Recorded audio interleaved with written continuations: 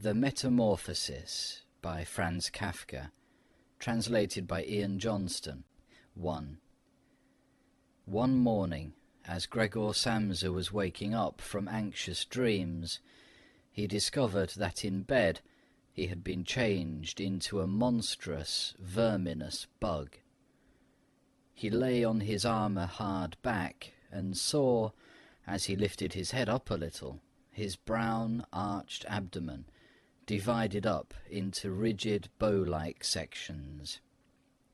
From this height, the blanket, just about ready to slide off completely, could hardly stay in place.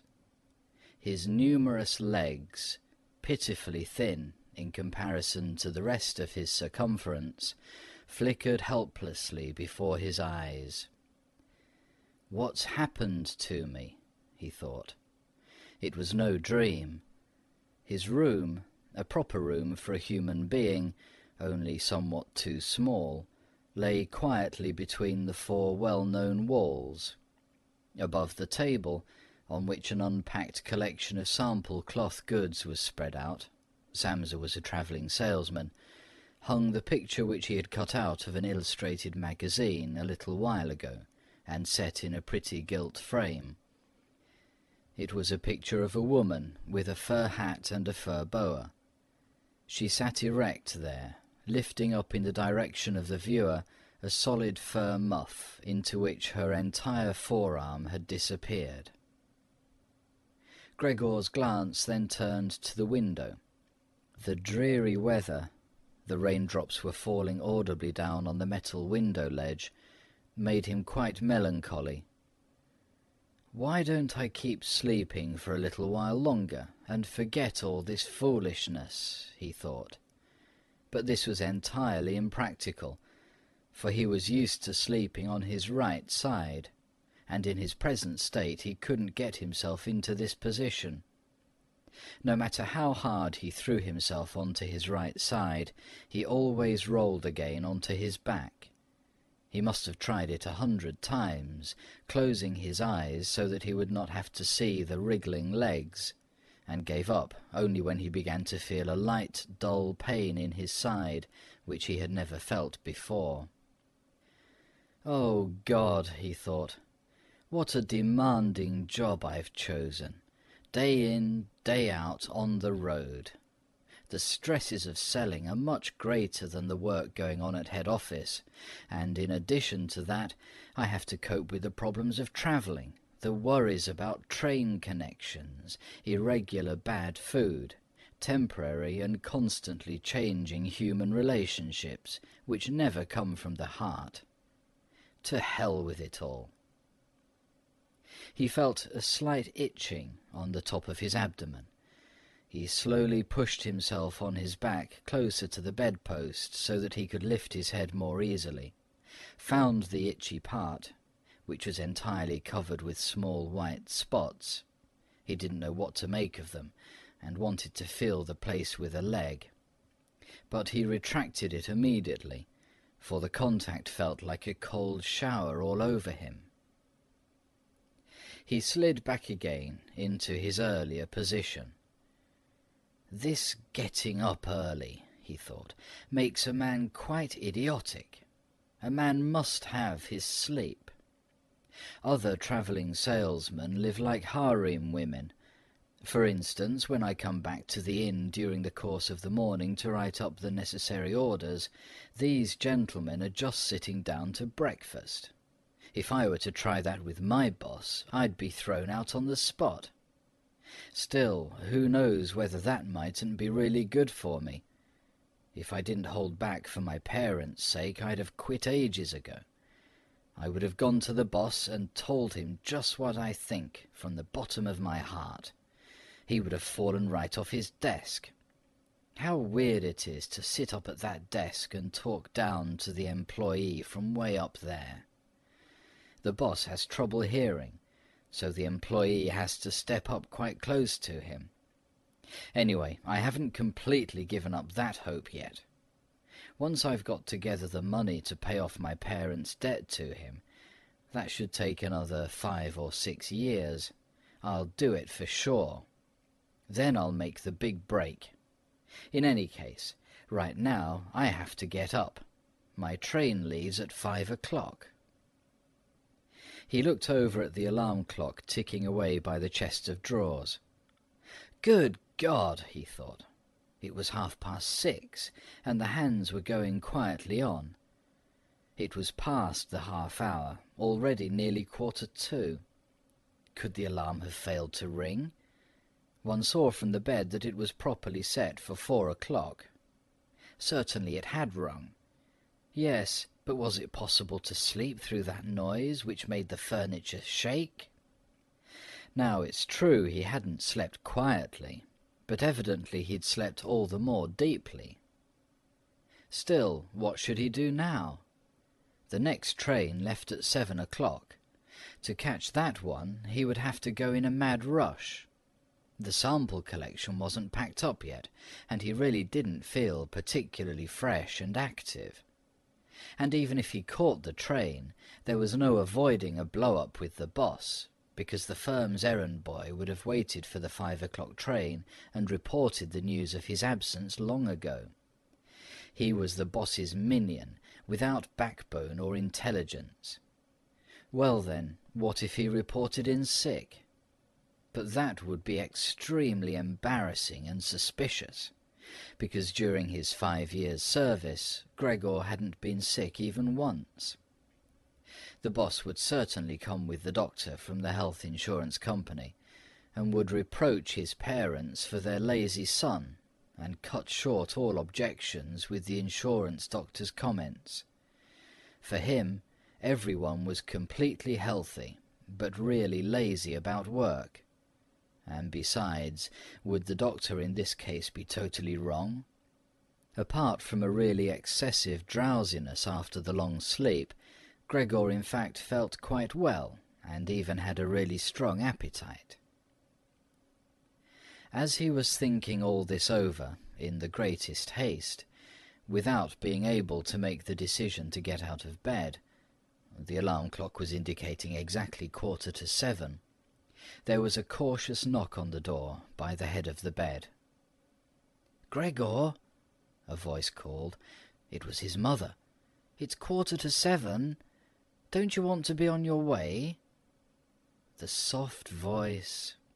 Gregor was startled when he heard his voice answering. It was clearly and unmistakably his earlier voice, but in it was intermingled, as if from below, an irrepressibly painful squeaking, which left the words positively distinct only in the first moment, and distorted them in the reverberation, so that one didn't know if one had heard correctly.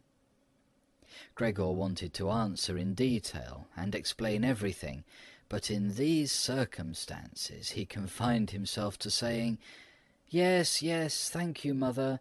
I'm getting up right away."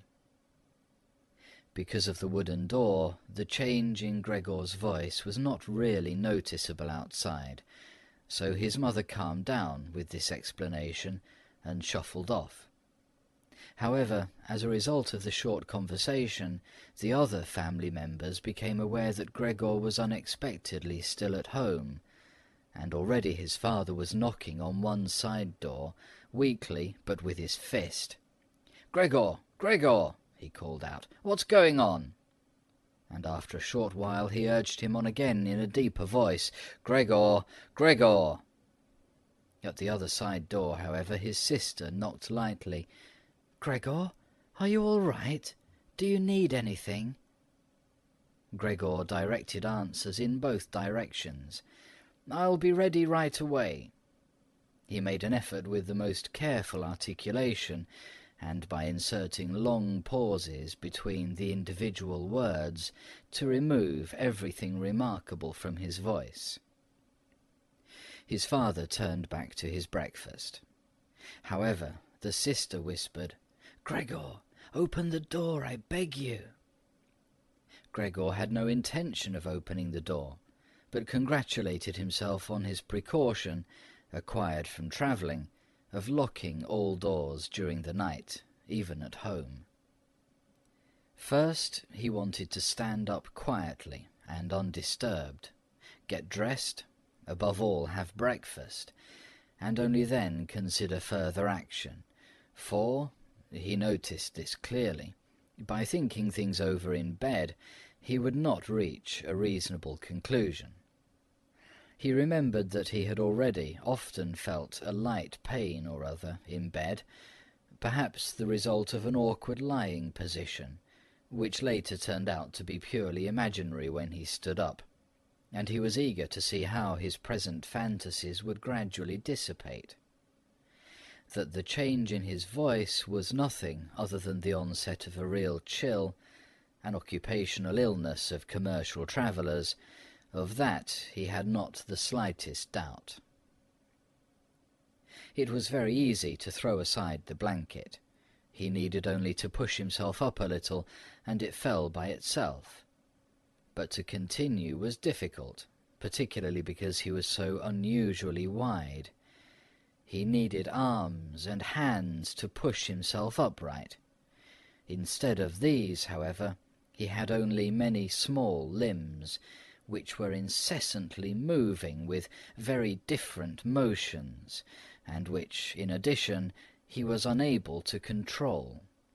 If he wanted to bend one of them, then it was the first to extend itself, and if he finally succeeded in doing what he wanted with this limb, in the meantime all the others, as if left free, moved around in an excessively painful agitation.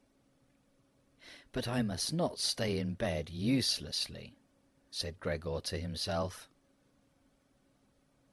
At first he wanted to get out of bed with the lower part of his body, but this lower part, which, by the way, he'd not yet looked at, and which he also couldn't picture clearly, proved itself too difficult to move. The attempt went so slowly. When, having become almost frantic, he finally hurled himself forward with all his force, and without thinking, he chose his direction incorrectly, and he hit the lower bedpost hard. The violent pain he felt revealed to him that the lower part of his body was at the moment probably the most sensitive. Thus he tried to get his upper body out of the bed first, and turned his head carefully toward the edge of the bed.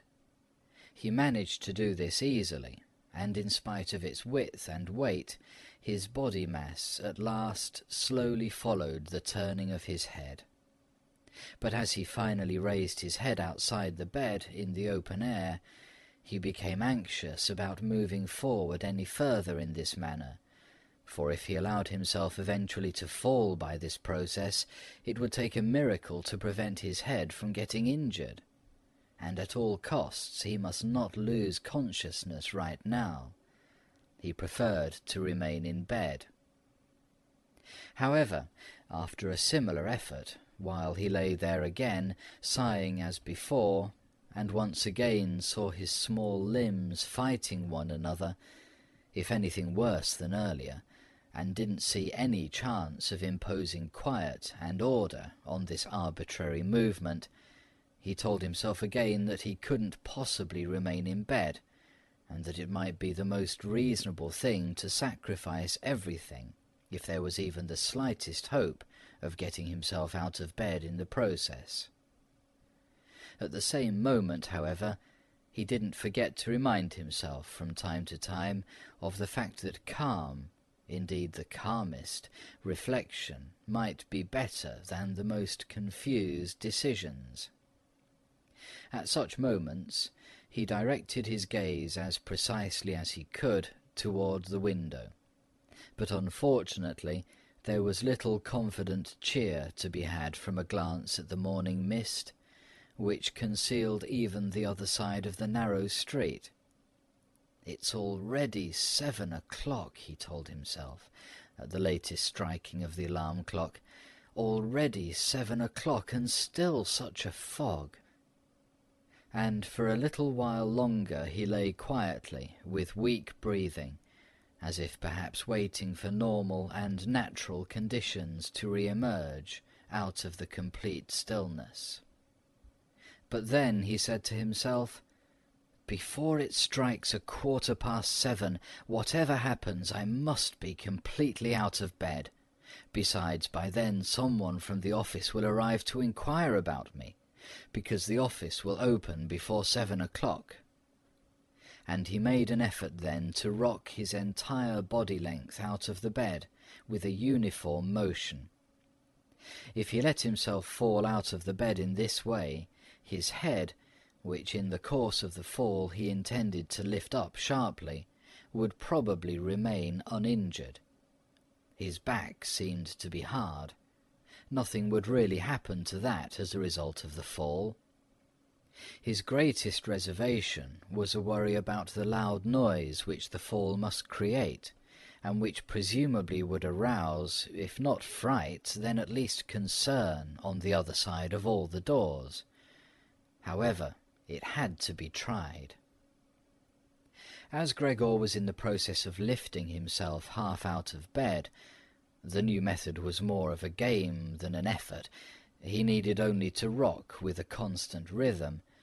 It struck him how easy all this would be if someone were to come to his aid. 2 strong people, he thought of his father and the servant girl, would have been quite sufficient. They would have only had to push their arms under his arched back to get him out of the bed, to bend down with their load, and then merely to exercise patience and care that he completed the flip onto the floor, where his diminutive legs would then, he hoped, acquire a purpose. Now, quite apart from the fact that the doors were locked, should he really call out for help? In spite of all his distress, he was unable to suppress a smile at this idea. He had already got to the point where, by rocking more strongly, he maintained his equilibrium with difficulty, and very soon he would finally have to decide, for in 5 minutes it would be 7:15. Then there was a ring at the door of the apartment.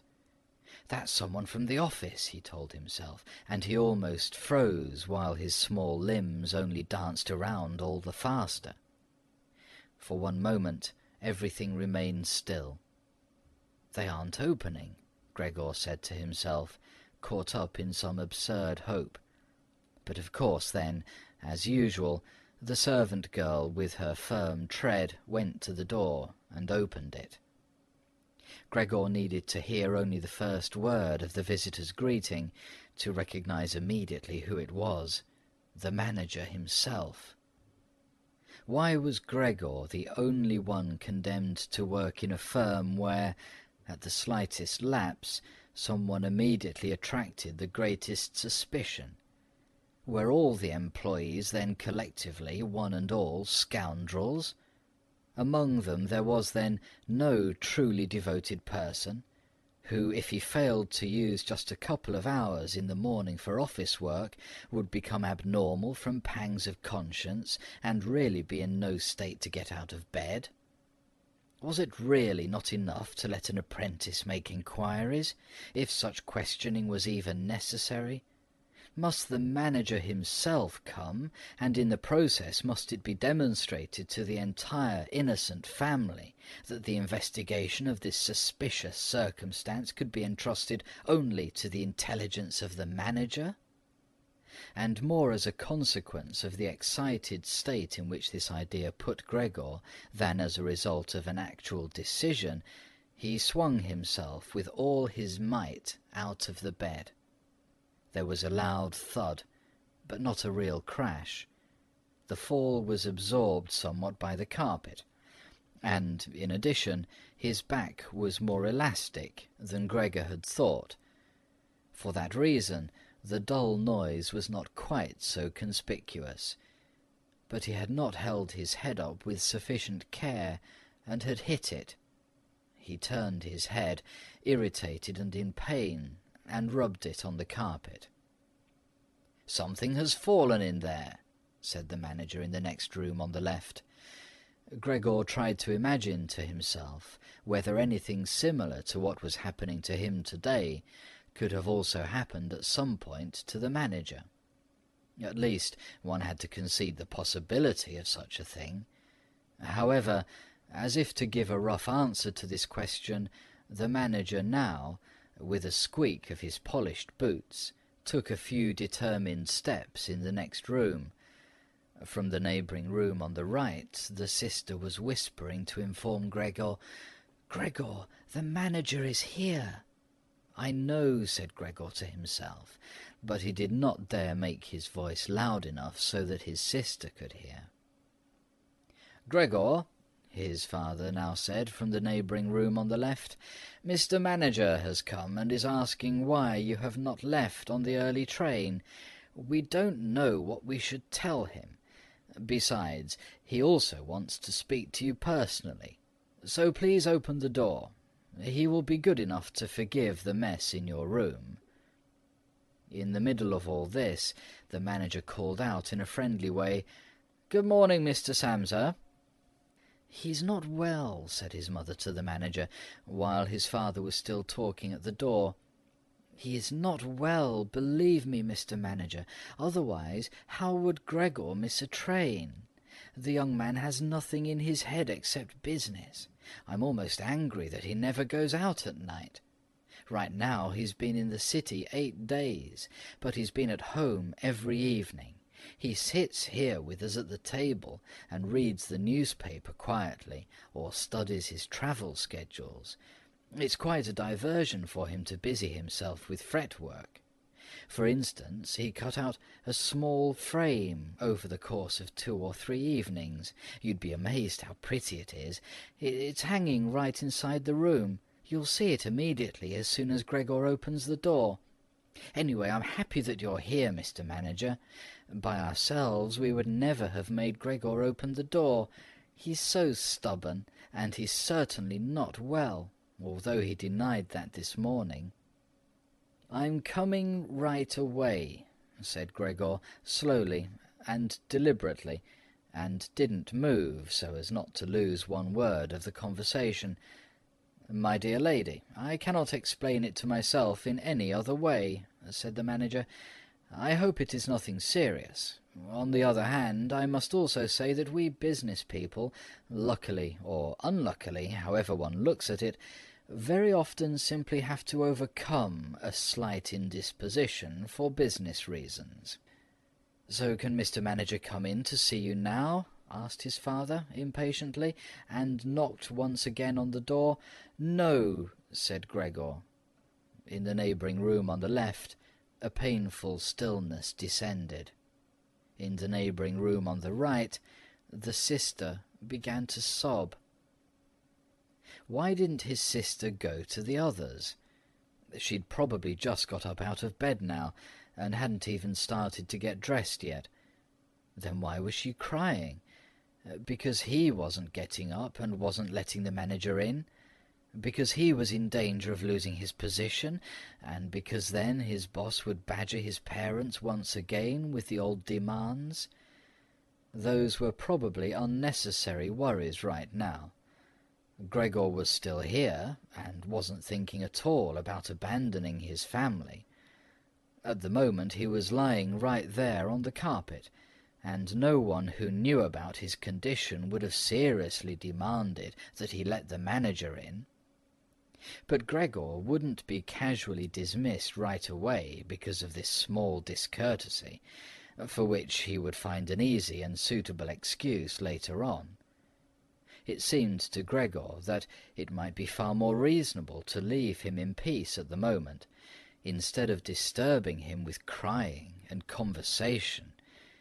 But it was the very uncertainty which distressed the others and excused their behaviour. "Mr. Samsa," the manager was now shouting, his voice raised, "what's the matter? You are barricading yourself in your room. Answer with only a yes or a no. Are you making serious and unnecessary troubles for your parents, and neglecting, I mention this only incidentally, your commercial duties in a truly unheard of manner? I am speaking here in the name of your parents and your employer, and I am requesting you in all seriousness for an immediate and clear explanation. I'm amazed. I am amazed.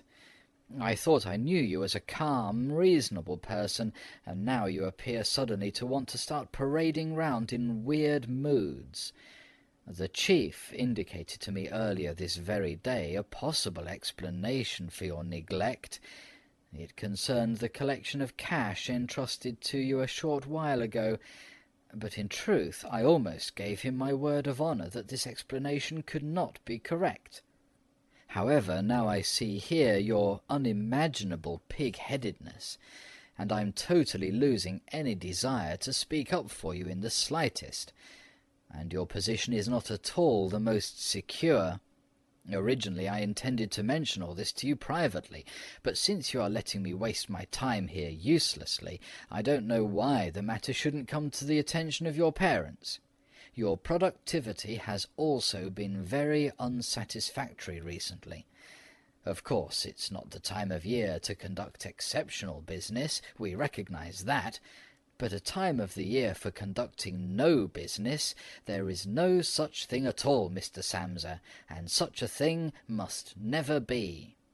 But, Mr. Manager, called Gregor, beside himself, and, in his agitation, forgetting everything else, I'm opening the door immediately, this very moment. A slight indisposition, a dizzy spell, has prevented me from getting up. I'm still lying in bed right now, but I'm quite refreshed once again. I'm in the midst of getting out of bed. Just have patience for a short moment. Things are not going as well as I thought, but things are all right. How suddenly this can overcome someone. Only yesterday evening everything was fine with me. My parents certainly know that. Actually, just yesterday evening I had a small premonition. People must have seen that in me. Why have I not reported that to the office? But people always think that they'll get over sickness without having to stay at home. Mr. Manager, take it easy on my parents. There is really no basis for the criticisms which you are now making against me, and really nobody has said a word to me about that. Perhaps you've not read the latest orders which I shipped. Besides, now I'm getting out on my trip on the 8 o'clock train. The few hours' rest have made me stronger. Mr. Manager, do not stay. I will be in the office in person right away. Please have the goodness to say that, and to convey my respects to the chief. While Gregor was quickly blurting all this out, hardly aware of what he was saying, he had moved close to the chest of drawers, without effort, probably as a result of the practice he had already had in bed, and now he was trying to raise himself up on it. Actually, he wanted to open the door. He really wanted to let himself be seen by and to speak with the manager. He was keen to witness what the others now asking about him would say when they saw him. If they were startled, then Gregor had no more responsibility and could be calm. But if they accepted everything quietly, then he would have no reason to get excited, and if he got a move on, he could really be at the station around 8 o'clock. At first he slid down a few times on the smooth chest of drawers, but at last he gave himself a final swing and stood upright there. He was no longer at all aware of the pains in his lower body, no matter how they might still sting. Now he let himself fall against the back of a nearby chair, on the edge of which he braced himself with his thin limbs. By doing this he gained control over himself and kept quiet, for he could now hear the manager. "Did you understand a single word?" the manager asked his parents. "Is he playing the fool with us?" "For God's sake," cried the mother, nearly in tears, "perhaps he's very ill and we're upsetting him. Greta, Greta!" she yelled at that point. "Mother?" called the sister from the other side. They were making themselves understood through Gregor's room. "You must go to the doctor right away. Gregor is sick. Hurry to the doctor. Have you heard Gregor speak yet?" "That was an animal's voice," said the manager, remarkably quietly in comparison to the mother's cries. "Anna! Anna!" yelled the father through the hall into the kitchen, clapping his hands. "Fetch a locksmith right away!" The two young women were already running through the hall with swishing skirts. How had his sister dressed herself so quickly, and yanked open the doors of the apartment? One couldn't hear the doors closing at all. They probably had left them open, as is customary in an apartment where a huge misfortune has taken place. However, Gregor had become much calmer.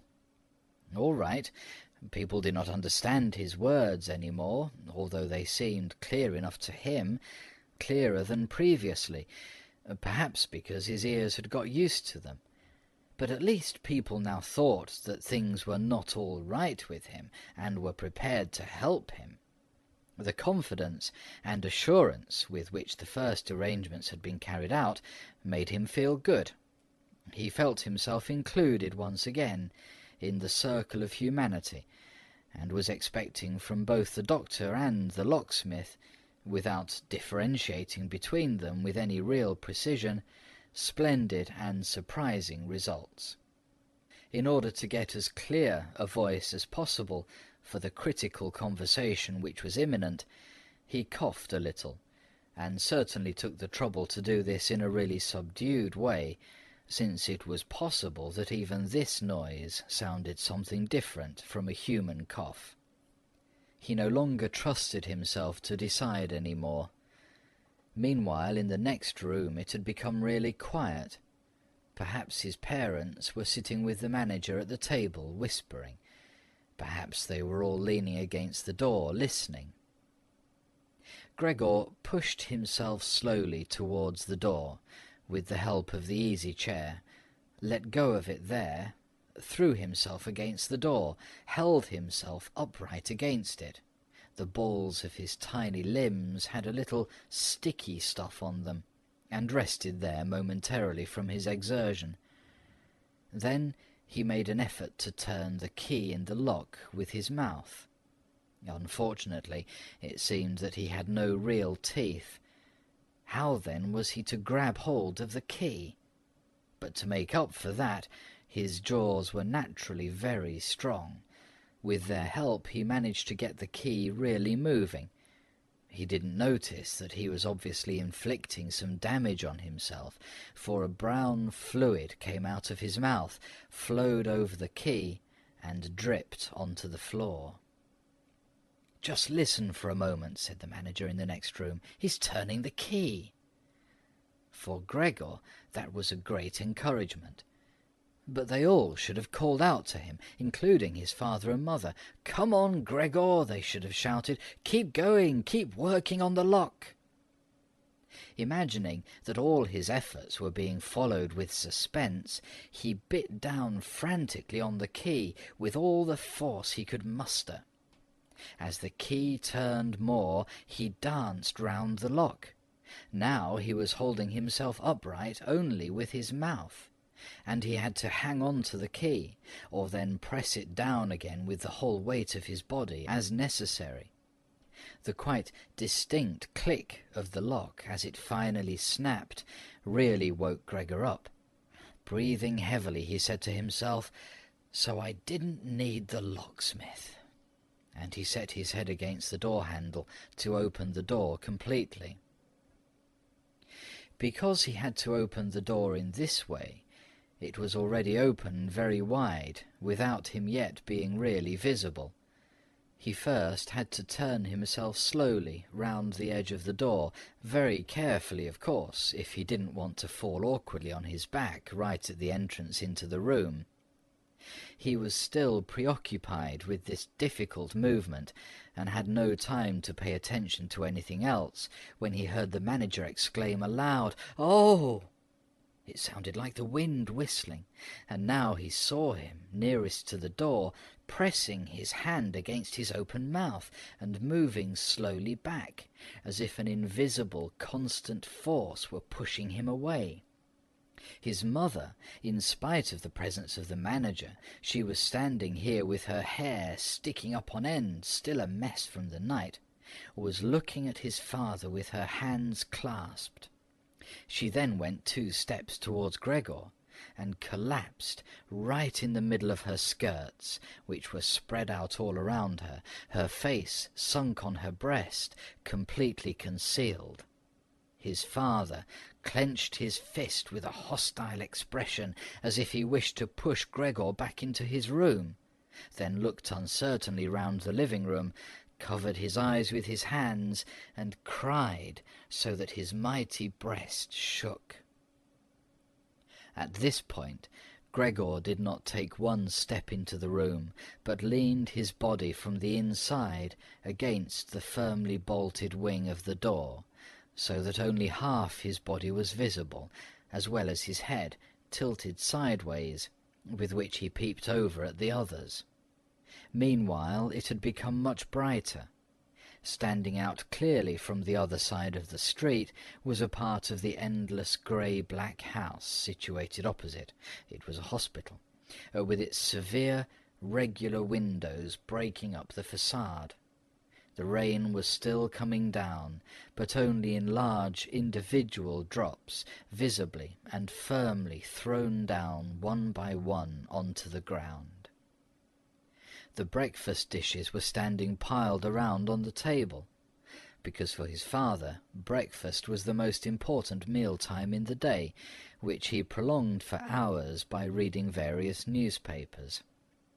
Directly across, on the opposite wall, hung a photograph of Gregor from the time of his military service. It was a picture of him as a lieutenant, as he, smiling and worry-free, with his hand on his sword, demanded respect for his bearing and uniform. The door to the hall was ajar, and since the door to the apartment was also open, one could see out into the landing of the apartment and the start of the staircase going down. "Now," said Gregor, well aware that he was the only one who'd kept his composure, "I'll get dressed right away, pack up the collection of samples, and set off. You'll allow me to set out on my way, will you not? You see, Mr. Manager, I'm not pig-headed, and I'm happy to work. Travelling is exhausting, but I couldn't live without it. Where are you going, Mr. Manager? To the office, really? Will you report everything truthfully? A person can be incapable of work momentarily, but that's precisely the best time to remember the earlier achievements, and to consider that later, after the obstacles have been shoved aside, the person will work all the more eagerly and intensely. I'm really so indebted to Mr. Chief, you know that perfectly well. On the other hand, I am concerned about my parents and my sister. I'm in a fix, but I'll work myself out of it again. Don't make things more difficult for me than they already are. Speak up on my behalf in the office. People don't like travelling salesmen, I know that. People think they earn pots of money and thus lead a fine life. People don't even have any special reason to think through this judgment more clearly. But you, Mr. Manager, you have a better perspective on what's involved than other people, even, I tell you in total confidence, a better perspective than Mr. Chairman himself, who in his capacity as the employer may let his judgment make casual mistakes at the expense of an employee. You also know well enough that the travelling salesman who is outside the office almost the entire year can become so easily a victim of gossip, coincidences, and groundless complaints against which it's impossible for him to defend himself, since for the most part he doesn't hear about them at all, and only then, when he's exhausted after finishing a trip, and at home gets to feel in his own body the nasty consequences which can't be thoroughly explored back to their origins. Mr. Manager, don't leave without speaking a word telling me that you'll at least concede that I'm a little in the right." But at Gregor's first words the manager had already turned away, and now he looked back at Gregor over his twitching shoulders with pursed lips. During Gregor's speech he was not still for a moment, but kept moving away towards the door, without taking his eyes off Gregor, but really gradually, as if there was a secret ban on leaving the room. He was already in the hall, and given the sudden movement with which he finally pulled his foot out of the living room, one would have believed that he'd just burned the sole of his foot. In the hall, however, he stretched his right hand out away from his body towards the staircase, as if some truly supernatural relief was waiting for him there. Gregor realized that he must not, under any circumstances, allow the manager to go away in this frame of mind, especially if his position in the firm was not to be placed in the greatest danger. His parents didn't understand all this very well. Over the long years they had developed the conviction that Gregor was set up for life in his firm, and, in addition, they had so much to do nowadays with their present troubles that all foresight was foreign to them. But Gregor had this foresight.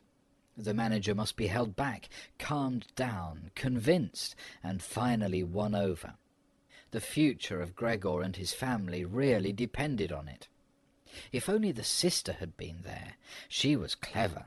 She had already cried while Gregor was still lying quietly on his back, and the manager, this friend of the ladies, would certainly let himself be guided by her. She would have closed the door to the apartment and talked him out of his fright in the hall. But the sister was not even there. Gregor must deal with it himself. Without thinking that as yet he didn't know anything about his present ability to move, and that his speech possibly, indeed probably, had once again not been understood, he left the wing of the door, pushed himself through the opening, and wanted to go over to the manager, who was already holding tight onto the handrail with both hands on the landing in a ridiculous way. But as he looked for something to hold on to, with a small scream, Gregor immediately fell down onto his numerous little legs. Scarcely had this happened when he felt for the first time that morning a general physical well-being. The small limbs had firm floor under them. They obeyed perfectly, as he noticed to his joy, and strove to carry him forward in the direction he wanted. Right away he believed that the final amelioration of all his suffering was immediately at hand. But at the very moment when he lay on the floor, rocking in a restrained manner quite close and directly across from his mother, who had apparently totally sunk into herself, she suddenly sprang right up with her arms spread far apart and her fingers extended, and cried out, "Help! For God's sake, help!" She held her head bowed down as if she wanted to view Gregor better, but ran senselessly back, contradicting that gesture, forgetting that behind her stood the table with all the dishes on it. When she reached the table, she sat down heavily on it, as if absent-mindedly, and did not appear to notice at all that next to her coffee was pouring out onto the carpet in a full stream from the large overturned container.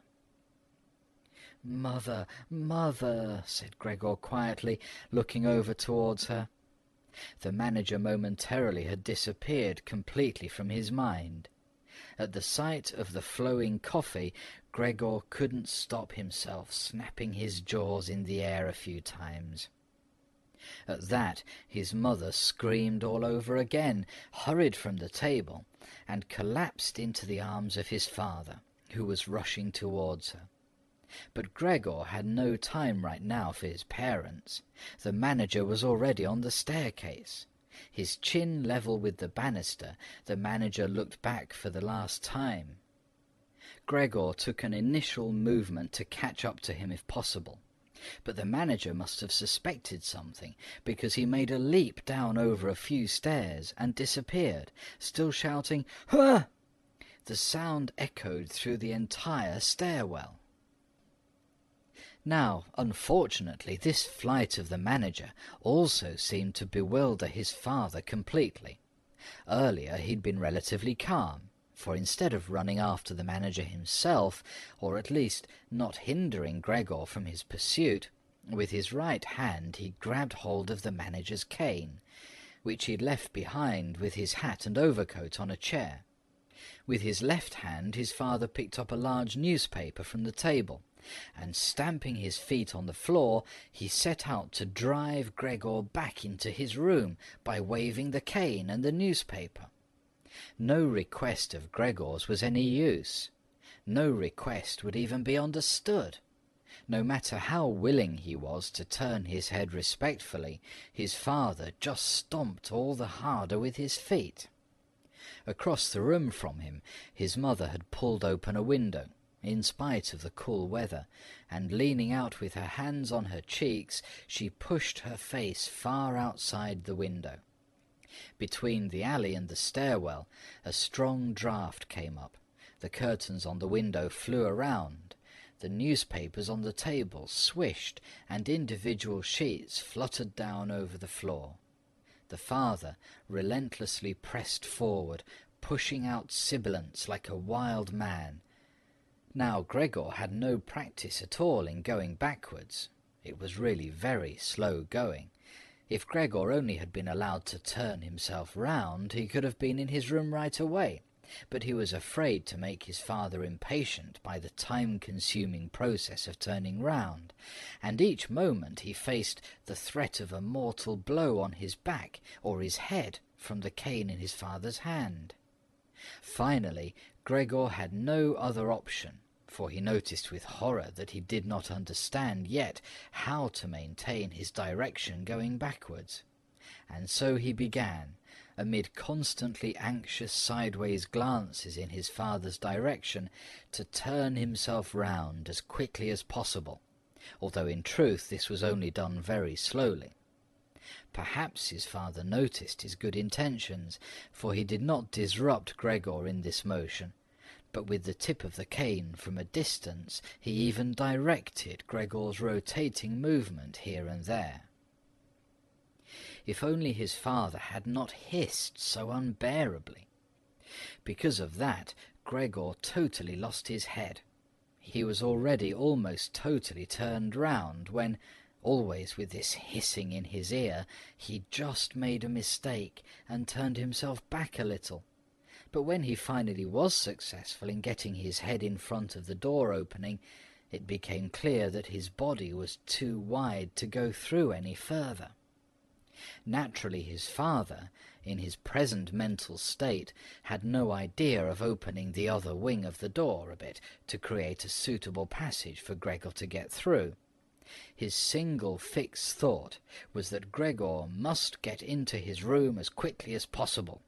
He would never have allowed the elaborate preparations that Gregor required to orient himself and thus perhaps get through the door. On the contrary, as if there were no obstacle, and with a peculiar noise, he now drove Gregor forwards. Behind Gregor, the sound at this point was no longer like the voice of only a single father. Now it was really no longer a joke, and Gregor forced himself, come what might, into the door. One side of his body was lifted up. He lay at an angle in the door opening. His one flank was sore with the scraping. On the white door, ugly blotches were left. Soon he was stuck fast, and would have not been able to move any more on his own. The tiny legs on one side hung twitching in the air above, and the ones on the other side were pushed painfully into the floor. Then his father gave him one really strong, liberating push from behind, and he scurried, bleeding severely, far into the interior of his room. The door was slammed shut with the cane, and finally it was quiet. End of section 1.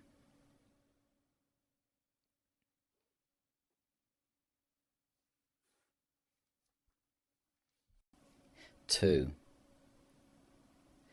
Gregor first woke up from his heavy swoon-like sleep in the evening twilight.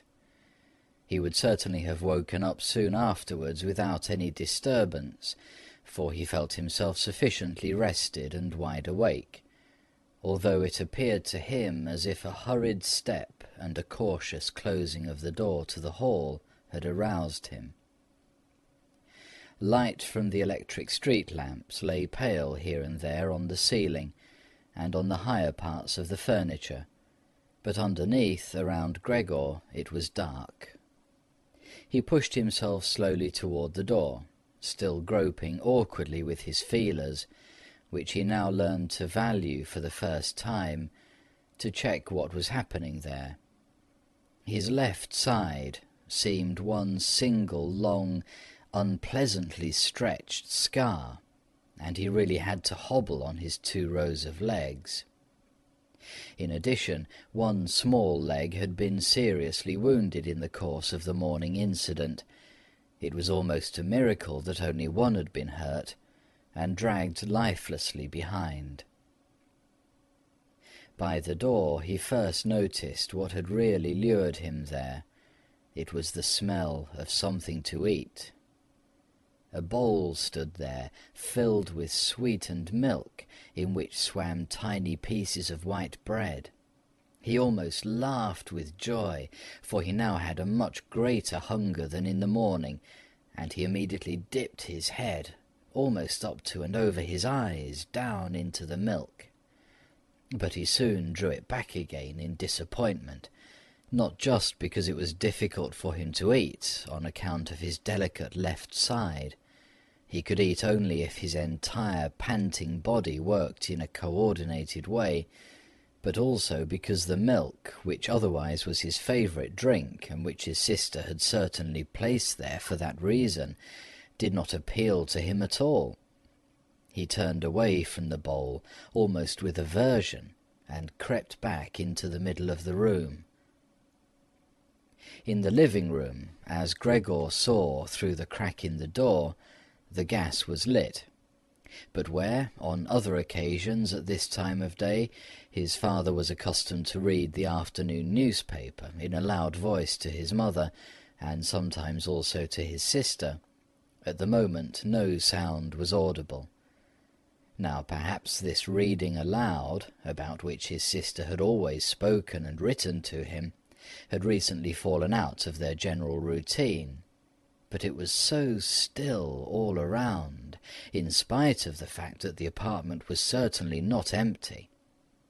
"What a quiet life the family leads," said Gregor to himself, and as he stared fixedly out in front of him into the darkness, he felt a great pride that he had been able to provide such a life in a beautiful apartment like this for his parents and his sister.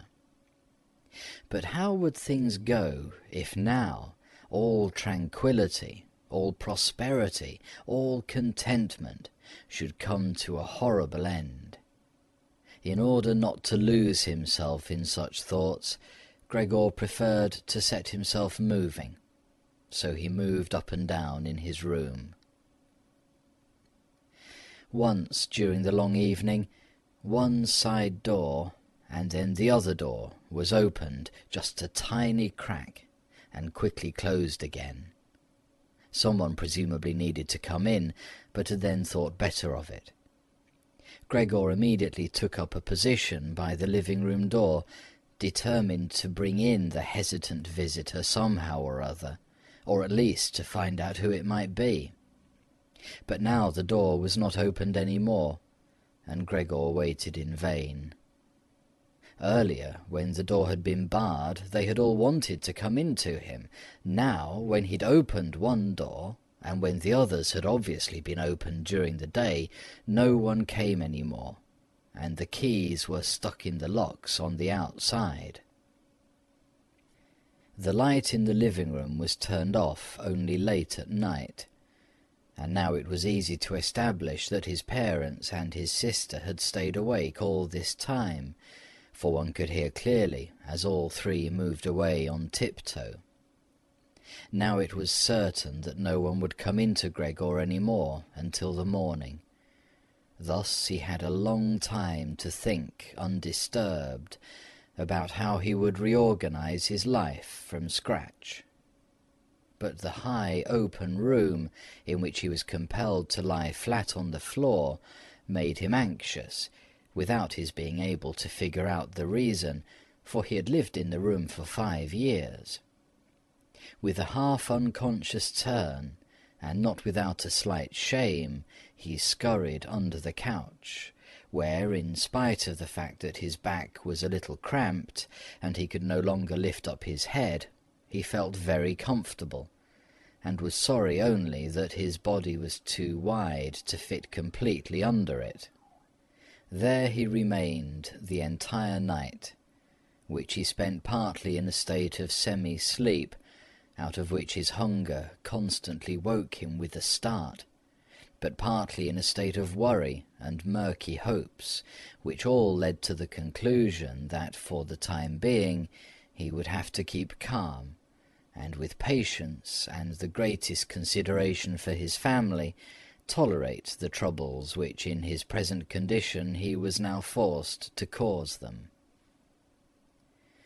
Already early in the morning, it was still almost night, Gregor had an opportunity to test the power of the decisions he had just made, for his sister, almost fully dressed, opened the door from the hall into his room and looked eagerly inside. She did not find him immediately, but when she noticed him under the couch, God, he had to be somewhere or other, for he could hardly fly away. She got such a shock that, without being able to control herself, she slammed the door shut once again from the outside. However, as if she was sorry for her behaviour, she immediately opened the door again and walked in on her tiptoes, as if she was in the presence of a serious invalid or a total stranger.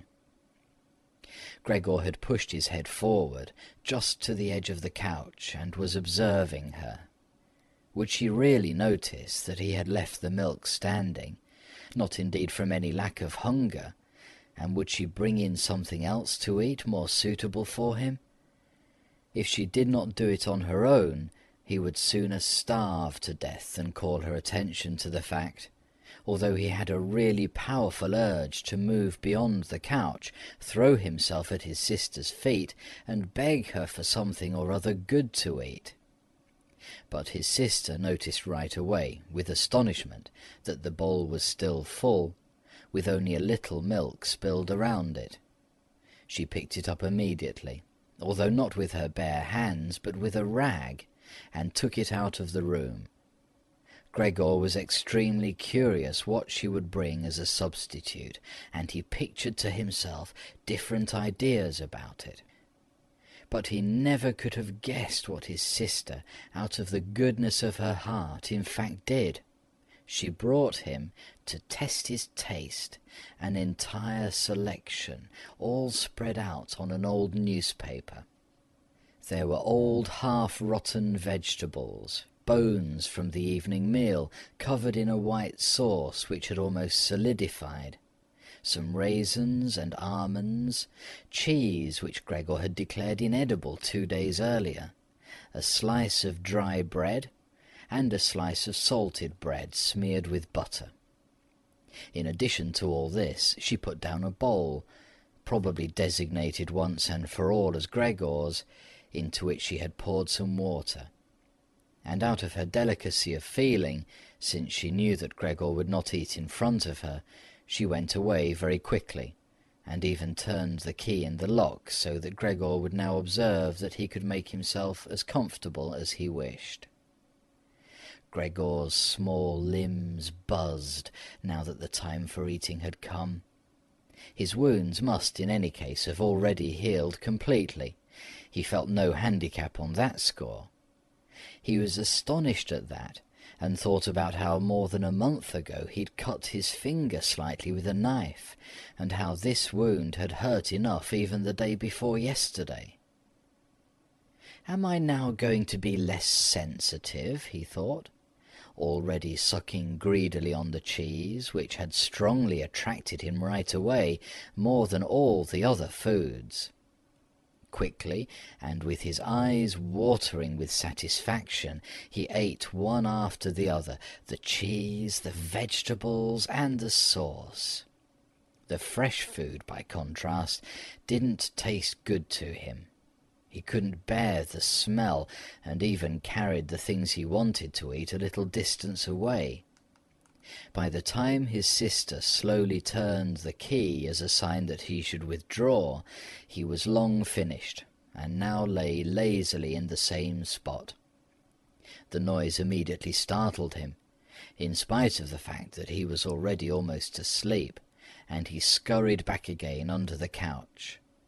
But it cost him great self-control to remain under the couch, even for the short time his sister was in the room, because his body had filled out somewhat on account of the rich meal, and in the narrow space there he could scarcely breathe.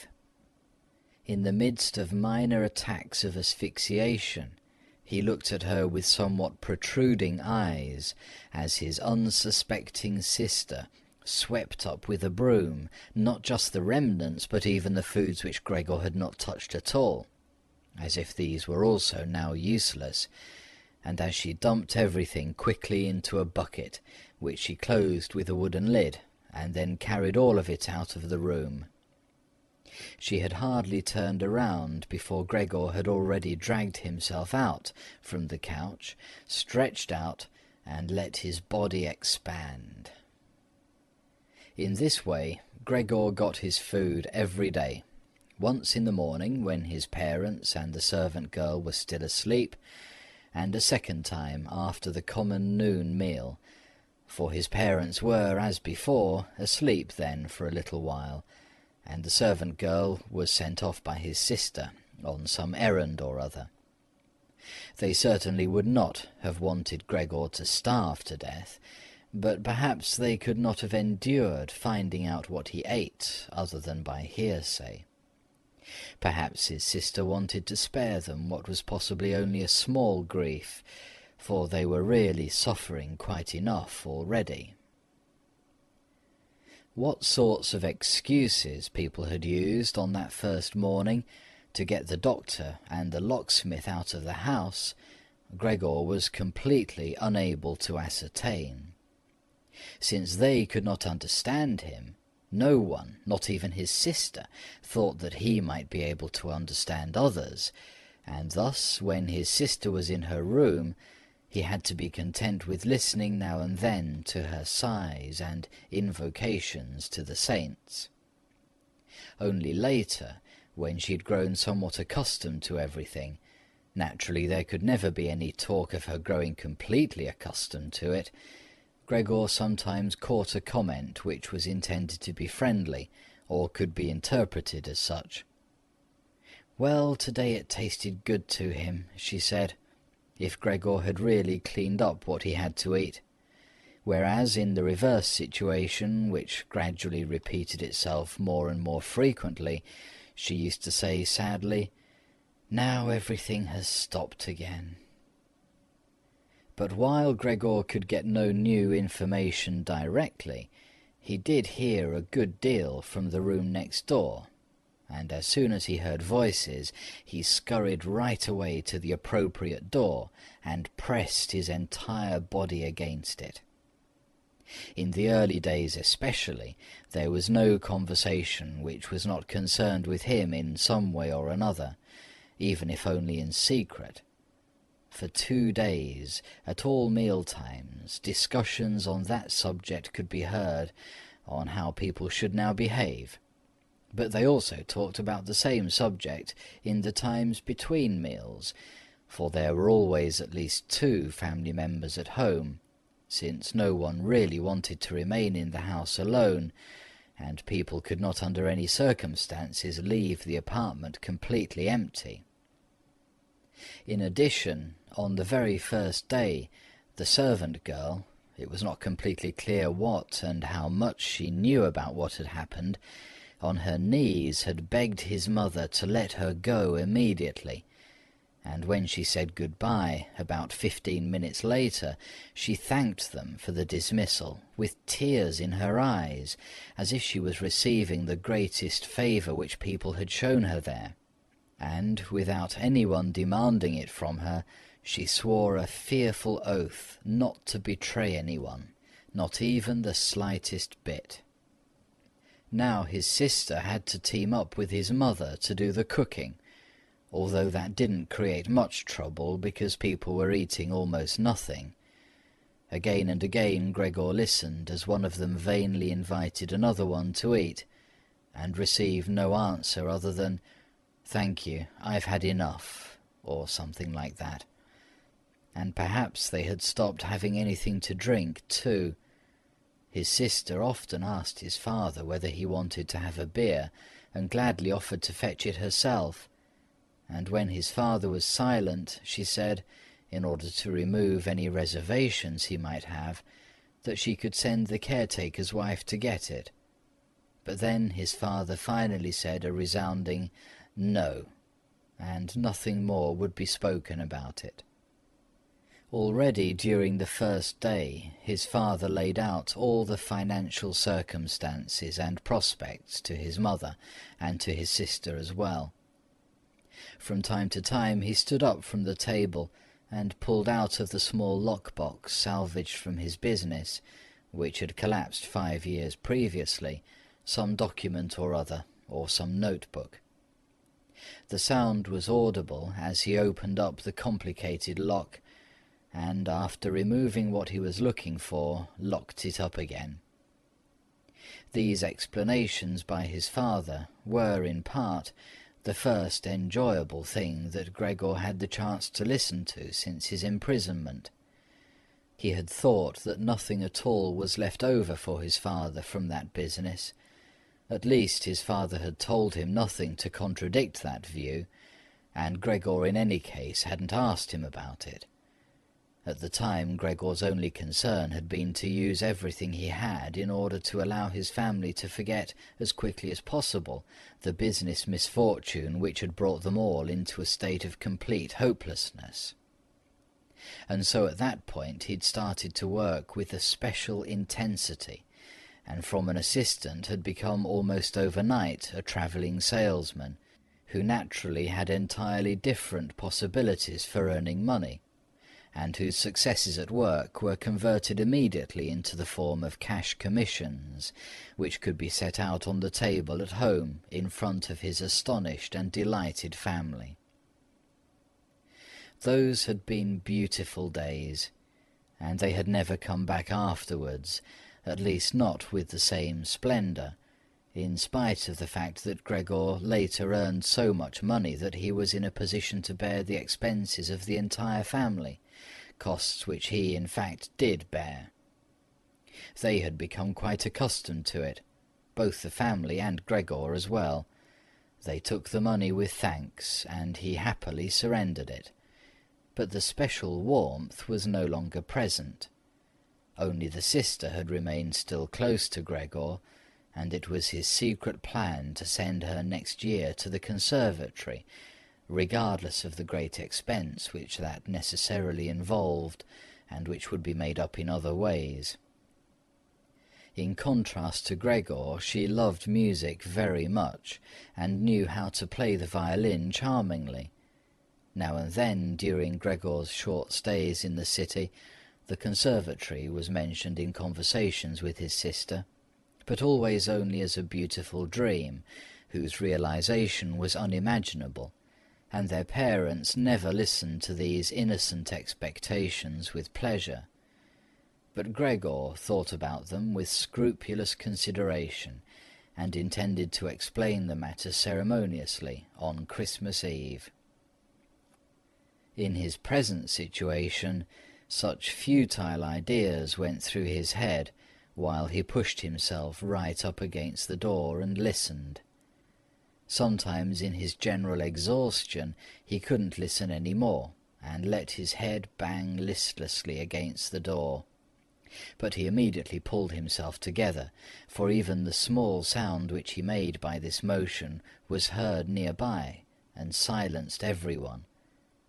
"There he goes on again," said his father after a while, clearly turning towards the door, and only then would the interrupted conversation gradually be resumed again.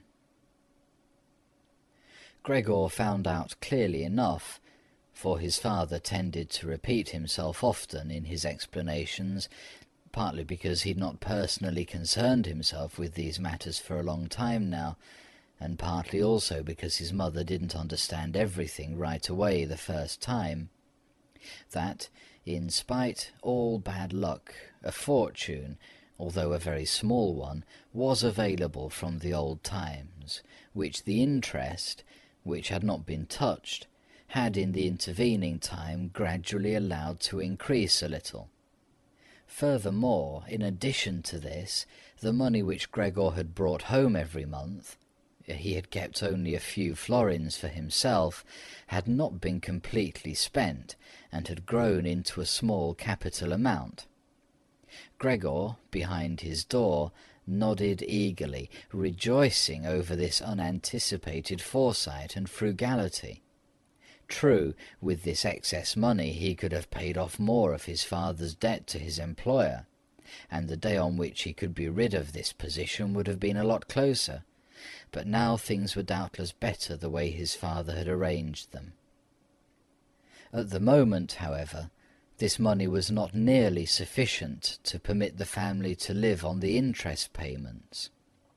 Perhaps it would be enough to maintain the family for 1 or at most 2 years, that's all.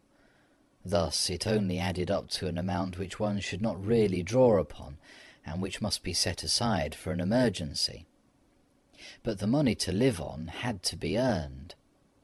Now, although his father was old, he was a healthy man, who had not worked at all for 5 years, and thus could not be counted on for very much. He had in these 5 years, the first holidays of his trouble-filled but unsuccessful life, put on a good deal of fat, and thus had become really heavy. And should his old mother now perhaps work for money, a woman who suffered from asthma, for whom wandering through the apartment even now was a great strain, and who spent every second day on the sofa by the open window, labouring for breath? Should his sister earn money, a girl who was still a 17-year-old child, whose earlier lifestyle had been so very delightful that it had consisted of dressing herself nicely, sleeping in late, helping around the house, taking part in a few modest enjoyments, and above all playing the violin? When it came to talking about this need to earn money, at first Gregor went away from the door and threw himself on the cold leather sofa beside the door, for he was quite hot from shame and sorrow. Often he lay there all night long. He didn't sleep a moment, and just scratched on the leather for hours at a time. He undertook the very difficult task of shoving a chair over to the window. Then he crept up on the window-sill, and, braced on the chair, leaned against the window to look out, obviously with some memory or other of the satisfaction which that used to bring him in earlier times. Actually, from day to day he perceived things with less and less clarity, even those a short distance away. The hospital across the street, the all too frequent sight of which he had previously cursed, was not visible at all any more, and if he had not been precisely aware that he lived in the quiet but completely urban Charlotte Street, he could have believed that from his window he was peering out at a featureless wasteland, in which the grey heaven and the grey earth had merged and were indistinguishable. His attentive sister must have observed a couple of times that the chair stood by the window. Then, after cleaning up the room, each time she pushed the chair back right against the window, and from now on she even left the inner casement open. If Gregor had only been able to speak to his sister and thank her for everything that she had to do for him, he would have tolerated her service more easily, As it was, he suffered under it. The sister admittedly sought to cover up the awkwardness of everything as much as possible, and as time went by she naturally got more successful at it. But with the passing of time, Gregor also came to understand everything more precisely. Even her entrance was terrible for him.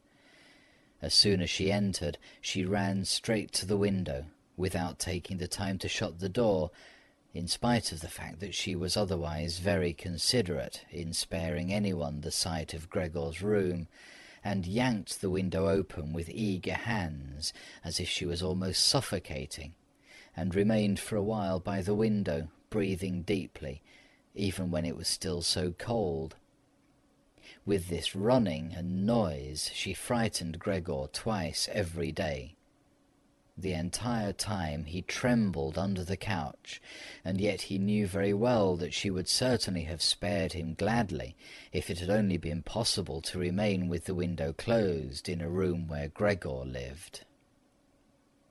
On one occasion, about 1 month had already gone by since Gregor's transformation, and there was now no particular reason any more for his sister to be startled at Gregor's appearance. She arrived a little earlier than usual, and came upon Gregor as he was still looking out the window, immobile and well positioned to frighten someone. It would not have come as a surprise to Gregor if she had not come in, since his position was preventing her from opening the window immediately. But she not only did not step inside, she even retreated and shut the door. A stranger really might have concluded from this that Gregor had been lying in wait for her and wanted to bite her. Of course, Gregor immediately concealed himself under the couch, but he had to wait until the noon meal before his sister returned, and she seemed much less calm than usual. From this he realized that his appearance was still constantly intolerable to her, and must remain intolerable in future, and that she really had to exert a lot of self-control not to run away from a glimpse of only the small part of his body which stuck out from under the couch. In order to spare her even this sight, one day he dragged the sheet on his back and onto the couch. This task took him 4 hours, and arranged it in such a way that he was now completely concealed, and his sister, even if she bent down, could not see him. If this sheet was not necessary, as far as she was concerned, then she could remove it, for it was clear enough that Gregor could not derive any pleasure from isolating himself so completely. But she left the sheet just as it was, and Gregor believed he even caught a look of gratitude when, on one occasion, he carefully lifted up the sheet a little with his head to check, as his sister took stock of the new arrangement. In the first 2 weeks his parents could not bring themselves to visit him, and he often heard how they fully acknowledged his sister's present work, whereas earlier they had often got annoyed at his sister because she had seemed to them a somewhat useless young woman. However, now both his father and his mother often waited in front of Gregor's door while his sister cleaned up inside, and as soon as she came out she had to explain in detail how things looked in the room, what Gregor had eaten, how he had behaved this time, and whether perhaps a slight improvement was perceptible. In any event, his mother comparatively soon wanted to visit Gregor, but his father and his sister restrained her, at first with reasons which Gregor listened to very attentively, and which he completely endorsed. Later, however, they had to hold her back forcefully, and when she then cried, "Let me go to Gregor, he's my unlucky son. Don't you understand that I have to go to him?" Gregor then thought that perhaps it would be a good thing if his mother came in, not every day, of course, but maybe once a week. She understood everything much better than his sister, who, in spite of all her courage, was still a child, and in the last analysis had perhaps undertaken such a difficult task only out of childish recklessness. Gregor's wish to see his mother was soon realized. While during the day Gregor, out of consideration for his parents, did not want to show himself by the window, he couldn't crawl around very much on the few square meters of the floor. He found it difficult to bear lying quietly during the night, and soon eating no longer gave him the slightest pleasure. So for diversion, he acquired the habit of crawling back and forth across the walls and ceiling.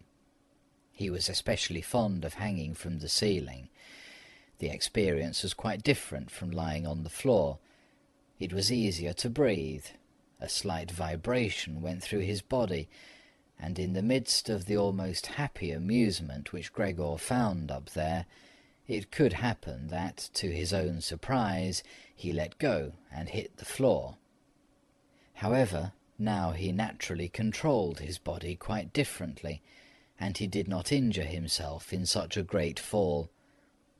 His sister noticed immediately the new amusement which Gregor had found for himself, for as he crept around he left behind here and there traces of his sticky stuff, and so she got the idea of making Gregor's creeping around as easy as possible, and thus of removing the furniture which got in the way, especially the chest of drawers and the writing desk. But she was in no position to do this by herself. She did not dare to ask her father to help, and the servant girl would certainly not have assisted her, for although this girl, about 16 years old, had courageously remained since the dismissal of the previous cook, she had begged for the privilege of being allowed to stay permanently confined to the kitchen, and of having to open the door only in answer to a special summons. Thus his sister had no other choice but to involve his mother, while his father was absent. His mother approached Gregor's room with cries of excited joy, but she fell silent at the door.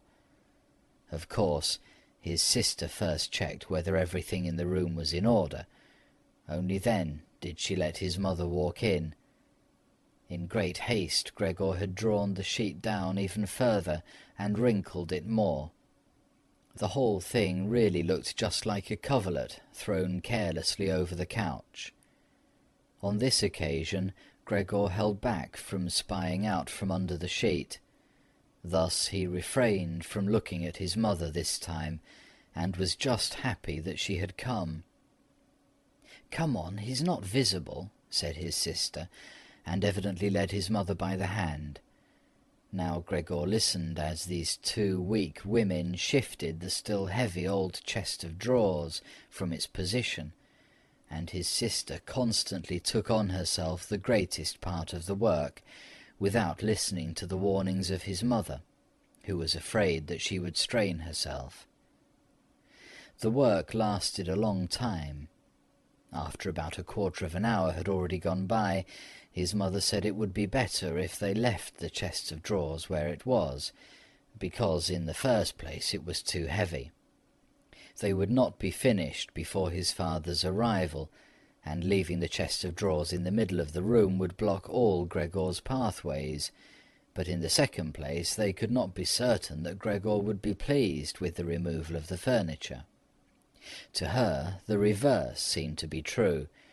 The sight of the empty walls pierced her right to the heart, and why should Gregor not feel the same, since he had been accustomed to the room furnishings for a long time, and in an empty room would feel himself abandoned?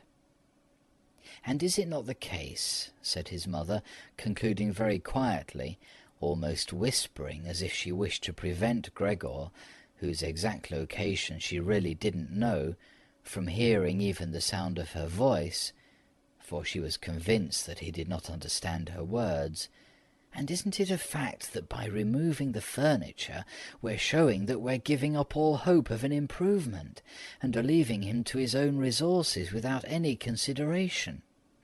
I think it would be best if we tried to keep the room exactly in the condition it was in before, so that when Gregor returns to us, he finds everything unchanged and can forget the intervening time all the more easily." As he heard his mother's words, Gregor realized that the lack of all immediate human contact, together with the monotonous life surrounded by the family over the course of these 2 months, must have confused his understanding, because otherwise he couldn't explain to himself how he, in all seriousness, could have been so keen to have his room emptied. Was he really eager to let the warm room, comfortably furnished with pieces he had inherited, be turned into a cavern, in which he would of course then be able to crawl about in all directions without disturbance, but at the same time with a quick and complete forgetting of his human past as well? Was he then at this point already on the verge of forgetting? And was it only the voice of his mother, which he had not heard for a long time, that had aroused him? Nothing was to be removed, everything must remain.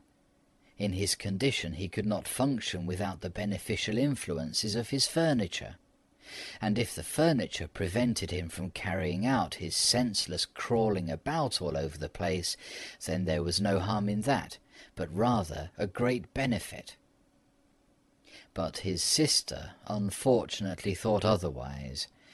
She had grown accustomed, certainly not without justification, so far as the discussion of matters concerning Gregor was concerned, to act as a special expert with respect to their parents, and so now the mother's advice was for his sister sufficient reason to insist on the removal not only of the chest of drawers and the writing desk, which were the only items she had thought about at first, but also of all the furniture, with the exception of the indispensable couch. Of course, it was not only childish defiance and her recent very unexpected and hard-won self-confidence which led her to this demand.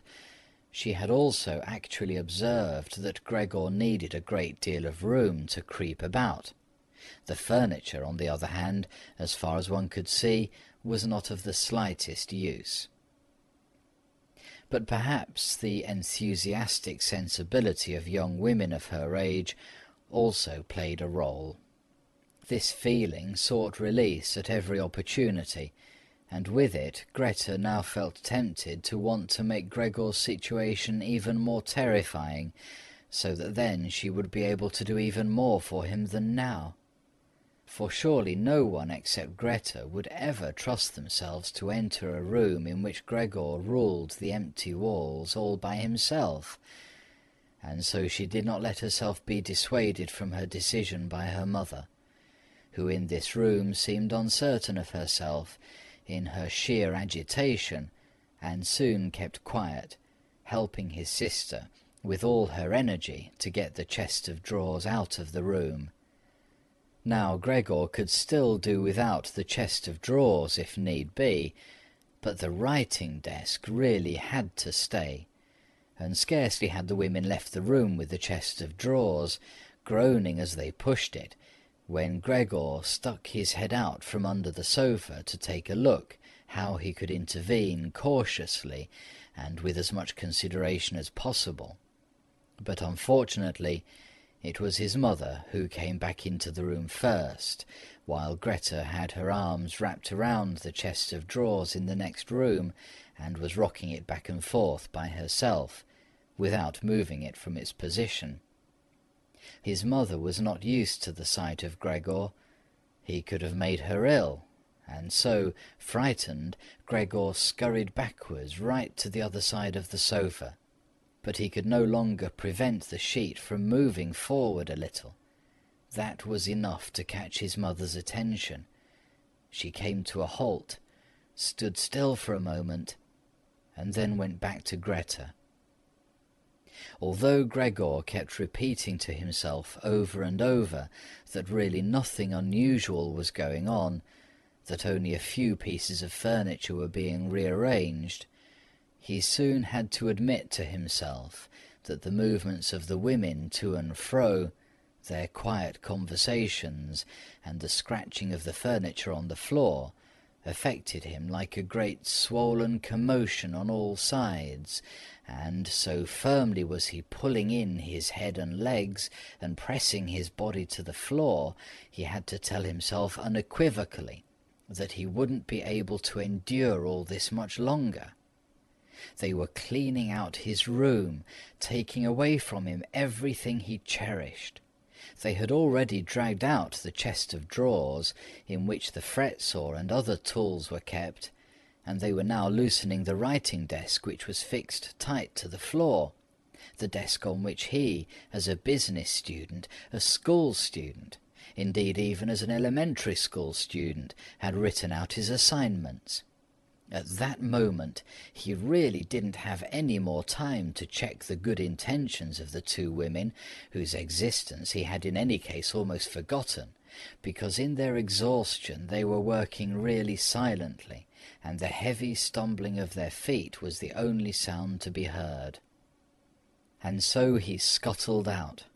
The women were just propping themselves up on the writing desk in the next room in order to take a breather. Changing the direction of his path 4 times, he really didn't know what he should rescue first. Then he saw hanging conspicuously on the wall, which was otherwise already empty, the picture of the woman dressed in nothing but fur.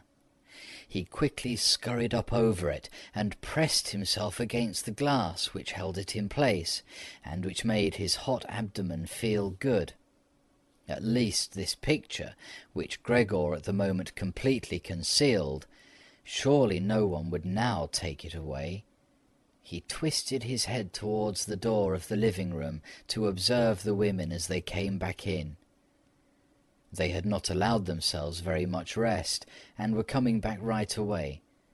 Greta had placed her arm around her mother and held her tightly. "So what shall we take now?" said Greta, and looked around her. Then her glance met Gregor's from the wall. She kept her composure only because her mother was there. She bent her face towards her mother in order to prevent her from looking round, and said, although in a trembling voice and too quickly, "Come, wouldn't it be better to go back to the living room for just another moment?" Greta's purpose was clear to Gregor. She wanted to bring his mother to a safe place, and then chase him down from the wall. Well, let her just try. He squatted on his picture, and did not hand it over. He would sooner spring into Greta's face. But Greta's words had immediately made the mother very uneasy. She walked to the side, caught sight of the enormous brown splotch on the flowered wallpaper, and before she became truly aware that what she was looking at was Gregor, screamed out in a high-pitched raw voice, "Oh God! Oh God!" and fell with outstretched arms as if she were surrendering everything, down onto the couch, and lay there motionless. "Gregor, you—" cried out his sister with a raised fist and an urgent glare. Since his transformation, these were the first words which she had directed right at him. She ran into the room next door to bring some spirits or other with which she could revive her mother from her fainting spell. Gregor wanted to help as well. There was time enough to save the picture, but he was stuck fast on the glass and had to tear himself loose forcefully. Then he also scurried into the next room, as if he could give his sister some advice, as in earlier times. But then he had to stand there idly behind her, while she rummaged around among various small bottles. Still, she was frightened when she turned round. The bottle fell onto the floor and shattered. A splinter of glass wounded Gregor in the face. Some corrosive medicine or other dripped over him. Now, without lingering any longer, Greta took as many small bottles as she could hold and ran with them into her mother. She slammed the door shut with her foot.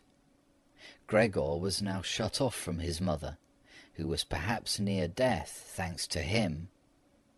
He could not open the door, and he did not want to chase away his sister, who had to remain with her mother.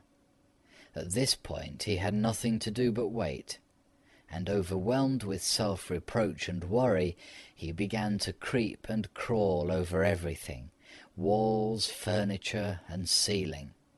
Finally, in his despair, as the entire room started to spin around him, he fell onto the middle of the large table. A short time elapsed. Gregor lay there limply. All around was still. Perhaps that was a good sign. Then there was a ring at the door.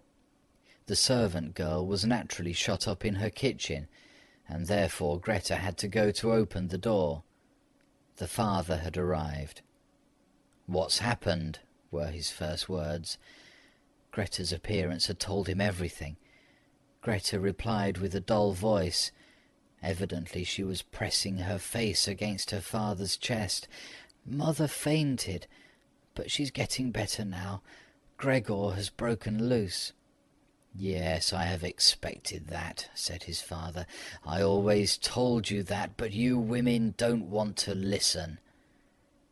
It was clear to Gregor that his father had badly misunderstood Greta's short message, and was assuming that Gregor had committed some violent crime or other. Thus Gregor now had to find his father to calm him down, for he had neither the time nor the ability to explain things to him. And so he rushed away to the door of his room and pushed himself against it, so that his father could see right away as he entered from the hall that Gregor fully intended to return at once to his room, and that it was not necessary to drive him back, but that one only needed to open the door and he would disappear immediately. But his father was not in the mood to observe such niceties. "Ah!" he yelled as soon as he entered, with a tone as if he were all at once angry and pleased. Gregor pulled his head back from the door and raised it in the direction of his father. He had not really pictured his father as he now stood there. Of course, what with his new style of creeping all around, he had in the past while neglected to pay attention to what was going on in the rest of the apartment, as he had done before, and really should have grasped the fact that he would encounter different conditions. Nevertheless, was that still his father? Was that the same man who had lain exhausted and buried in bed in earlier days when Gregor was setting out on a business trip? Who had received him on the evenings of his return in a sleeping gown and armchair, totally incapable of standing up? Who had only lifted his arm as a sign of happiness, and who in their rare strolls together, a few Sundays a year, and on the important holidays, made his way slowly forwards between Gregor and his mother, who themselves moved slowly, always a bit more slowly than them, bundled up in his old coat, all the time setting down his walking-stick carefully, and who, when he had wanted to say something, almost always stood still and gathered his entourage around him. But now he was standing up really straight, dressed in a tight-fitting blue uniform with gold buttons, like the ones servants wear in a banking company. Above the high, stiff collar of his jacket, his firm double chin stuck out prominently. Beneath his bushy eyebrows, the glance of his black eyes was freshly penetrating and alert. His otherwise dishevelled white hair was combed down into a carefully exact, shining part. He threw his cap, on which a gold monogram, apparently the symbol of the bank, was affixed, in an arc across the entire room onto the sofa, and moved, throwing back the edge of the long coat of his uniform, with his hands in his trouser pockets and a grim face, right up to Gregor. He really didn't know what he had in mind, but he raised his foot uncommonly high anyway, and Gregor was astonished at the gigantic size of the sole of his boot. However, he did not linger on that point, for he knew from the first day of his new life that, As far as he was concerned, his father considered the greatest force the only appropriate response, and so he scurried away from his father, stopped when his father remained standing, and scampered forward again when his father merely stirred. And in this way they made their way round the room repeatedly, without anything decisive taking place. In fact, because of the slow pace, it didn't look like a chase. Gregor remained on the floor for the time being, especially since he was afraid that his father could take a flight up onto the wall or the ceiling as an act of real malice.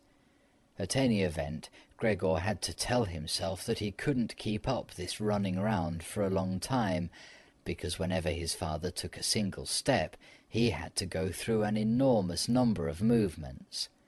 Already he was starting to suffer from a shortage of breath, just as in his earlier days when his lungs had been quite unreliable. As he now staggered around in this way in order to gather all his energies for running, hardly keeping his eyes open and feeling so listless that he had no notion at all of any escape other than by running, and had almost already forgotten that the walls were available to him, although they were obstructed by carefully carved furniture full of sharp objects and spikes. At that moment something or other, thrown casually, flew down close by and rolled in front of him. It was an apple. Immediately a second one flew after it. Gregor stood still in fright. Further running away was useless, for his father had decided to bombard him. From the fruit bowl on the sideboard his father had filled his pockets, and now, without for the moment taking accurate aim, he was throwing apple after apple. These small red apples rolled around on the floor as if electrified and collided with each other. A weakly thrown apple grazed Gregor's back, but skidded off harmlessly. However, another, thrown immediately after that one, drove into Gregor's back really hard. Gregor wanted to drag himself off, as if the unexpected and incredible pain would go away if he changed his position. But he felt as if he was nailed in place, and lay stretched out completely confused in all his senses. Only with his final glance did he notice how the door of his room was pulled open, and how, right in front of his sister, who was yelling, his mother ran out in her undergarments, for his sister had undressed her in order to give her some freedom to breathe in her fainting spell, and how his mother then ran up to his father. On the way her tied-up skirts slipped toward the floor one after the other, and how, tripping over her skirts, she hurled herself onto his father, and throwing her arms around him in complete union with him. But at this moment Gregor's powers of sight gave way, as her hands reached to the back of his father's head, and she begged him to spare Gregor's life. End of Part 2.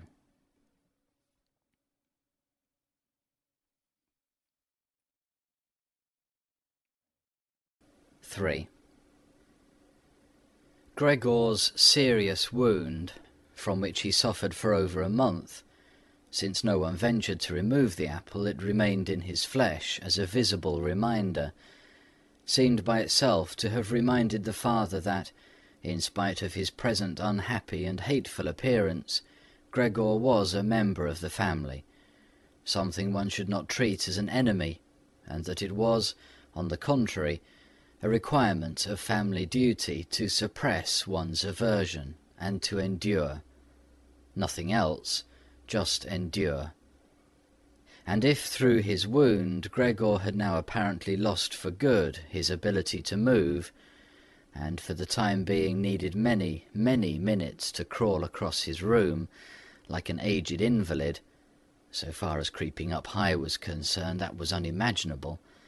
Nevertheless, for this worsening of his condition, in his opinion, he did get completely satisfactory compensation, because every day towards evening the door to the living room, which he was in the habit of keeping a sharp eye on even 1 or 2 hours beforehand, was opened, so that he, lying in the darkness of his room, invisible from the living room, could see the entire family at the illuminated table and listen to their conversation, to a certain extent with their common permission, a situation quite different from what had happened before. Of course, it was no longer the animated social interaction of former times, which Gregor in small hotel rooms had always thought about with a certain longing, when, tired out, he had had to throw himself into the damp bedclothes.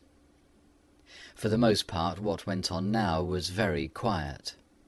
After the evening meal, the father fell asleep quickly in his armchair. The mother and sister talked guardedly to each other in the stillness. Bent far over, the mother sewed fine undergarments for a fashion shop. The sister, who had taken on a job as a salesgirl, in the evening studied stenography and French, so as perhaps later to obtain a better position.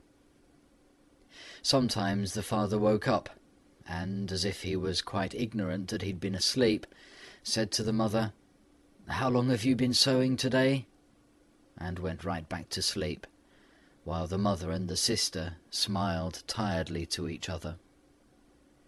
With a sort of stubbornness, the father refused to take off his servant's uniform, even at home, and while his sleeping gown hung unused on the coat-hook, the father dozed completely dressed in his place, as if he was always ready for his responsibility, and even here was waiting for the voice of his superior. As a result, in spite of all the care of the mother and sister, his uniform, which even at the start was not new, grew dirty, and Gregor looked, often for the entire evening, at this clothing, with stains all over it, and with its gold buttons always polished, in which the old man, although very uncomfortable, slept peacefully nonetheless.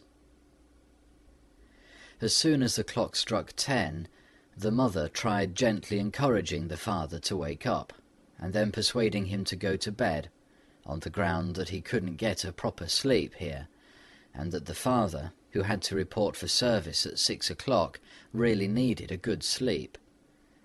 But in his stubbornness, which had gripped him since he'd become a servant, he insisted always on staying even longer by the table, although he regularly fell asleep, and then could only be prevailed upon with the greatest difficulty to trade his chair for the bed. No matter how much the mother and sister might at that point work on him with small admonitions, for a quarter of an hour he would remain shaking his head slowly, eyes closed, without standing up. The mother would pull him by the sleeve and speak flattering words into his ear. The sister would leave her work to help her mother, but that would not have the desired effect on the father. He would settle himself even more deeply in his armchair. Only when the two women grabbed him under the armpits would he throw his eyes open, look back and forth at the mother and sister, and habitually say, "This is a life, this is the peace and quiet of my old age." And propped up by both women, he would heave himself up elaborately, as if for him it was the greatest obstacle, allow himself to be led to the door by the women, wave them away there, and proceed on his own from there, while the mother quickly threw down her sewing implements and the sister her pen in order to run after the father and help him some more. In this overworked and exhausted family, who had time to worry any longer about Gregor more than was absolutely necessary? The household was constantly getting smaller. The servant girl was now let go. A huge bony cleaning woman with white hair flying all over her head came in the morning and evening to do the heaviest work. The mother took care of everything else in addition to her considerable sewing work.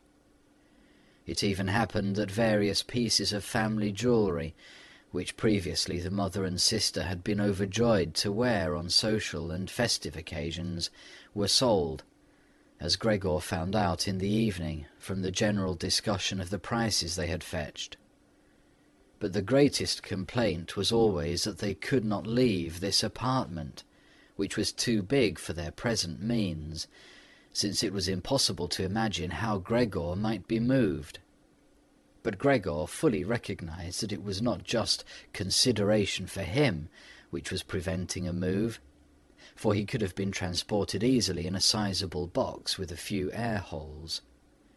The main thing holding the family back from a change in living quarters was far more their complete hopelessness, and the idea that they had been struck by a misfortune like no one else in their entire circle of relatives and acquaintances. What the world demands of poor people, they now carried out to an extreme degree. The father bought breakfast to the petty officials at the bank. The mother sacrificed herself for the undergarments of strangers. The sister behind her desk was at the beck and call of customers. But the family's energies did not extend any further, and the wound in his back began to pain Gregor all over again, when now mother and sister, after they had escorted the father back to bed, came back, let their work lie, moved close together, and sat cheek to cheek, and when his mother would now say, pointing to Gregor's room, "Close the door, Greta," and when Gregor was again in the darkness, while close by the women mingled their tears or, quite dry-eyed, stared at the table. Gregor spent his nights and days with hardly any sleep. Sometimes he thought that the next time the door opened he would take over the family arrangements just as he had earlier. In his imagination appeared again, after a long time, his employer and supervisor, and the apprentices, the excessively spineless custodian, 2 or 3 friends from other businesses, a chambermaid from a hotel in the provinces, a loving, fleeting memory, a female cashier from a hat shop whom he had seriously but too slowly courted.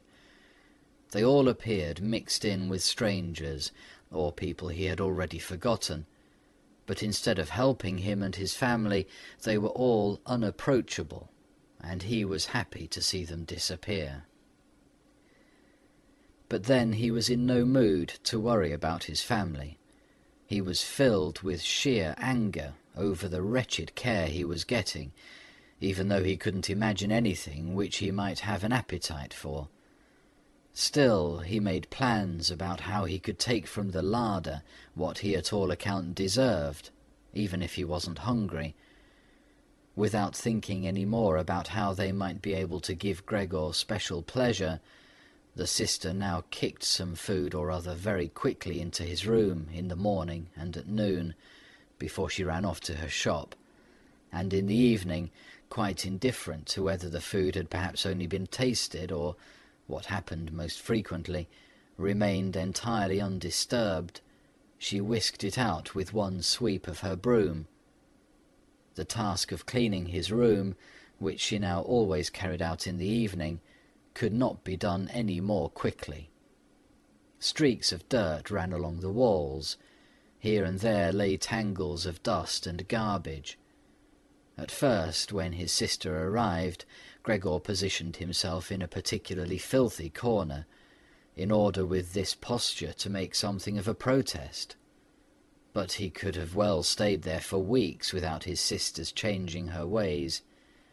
In fact, she perceived the dirt as much as he did, but she had decided just to let it stay. In this business, with a touchiness which was quite new to her, and which had generally taken over the entire family, she kept watch to see that the cleaning of Gregor's room remained reserved for her. Once his mother had undertaken a major cleaning of Gregor's room, which she had only completed successfully after using a few buckets of water. But the extensive dampness made Gregor sick, and he lay supine, embittered and immobile on the couch.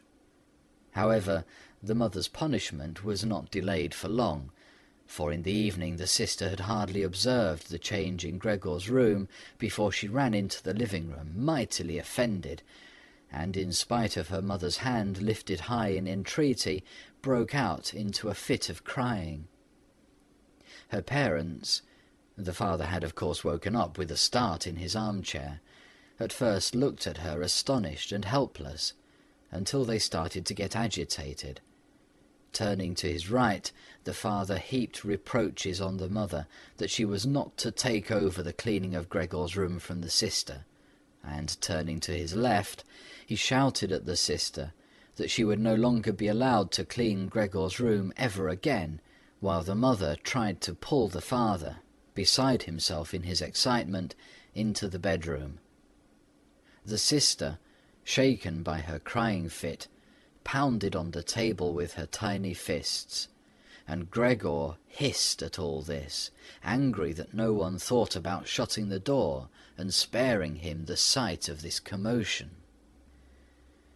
But even when the sister, exhausted from her daily work, had grown tired of caring for Gregor as she had before, even then the mother did not have to come at all on her behalf. And Gregor did not have to be neglected, for now the cleaning woman was there. This old widow, who in her long life must have managed to survive the worst with the help of her bony frame, had no real horror of Gregor.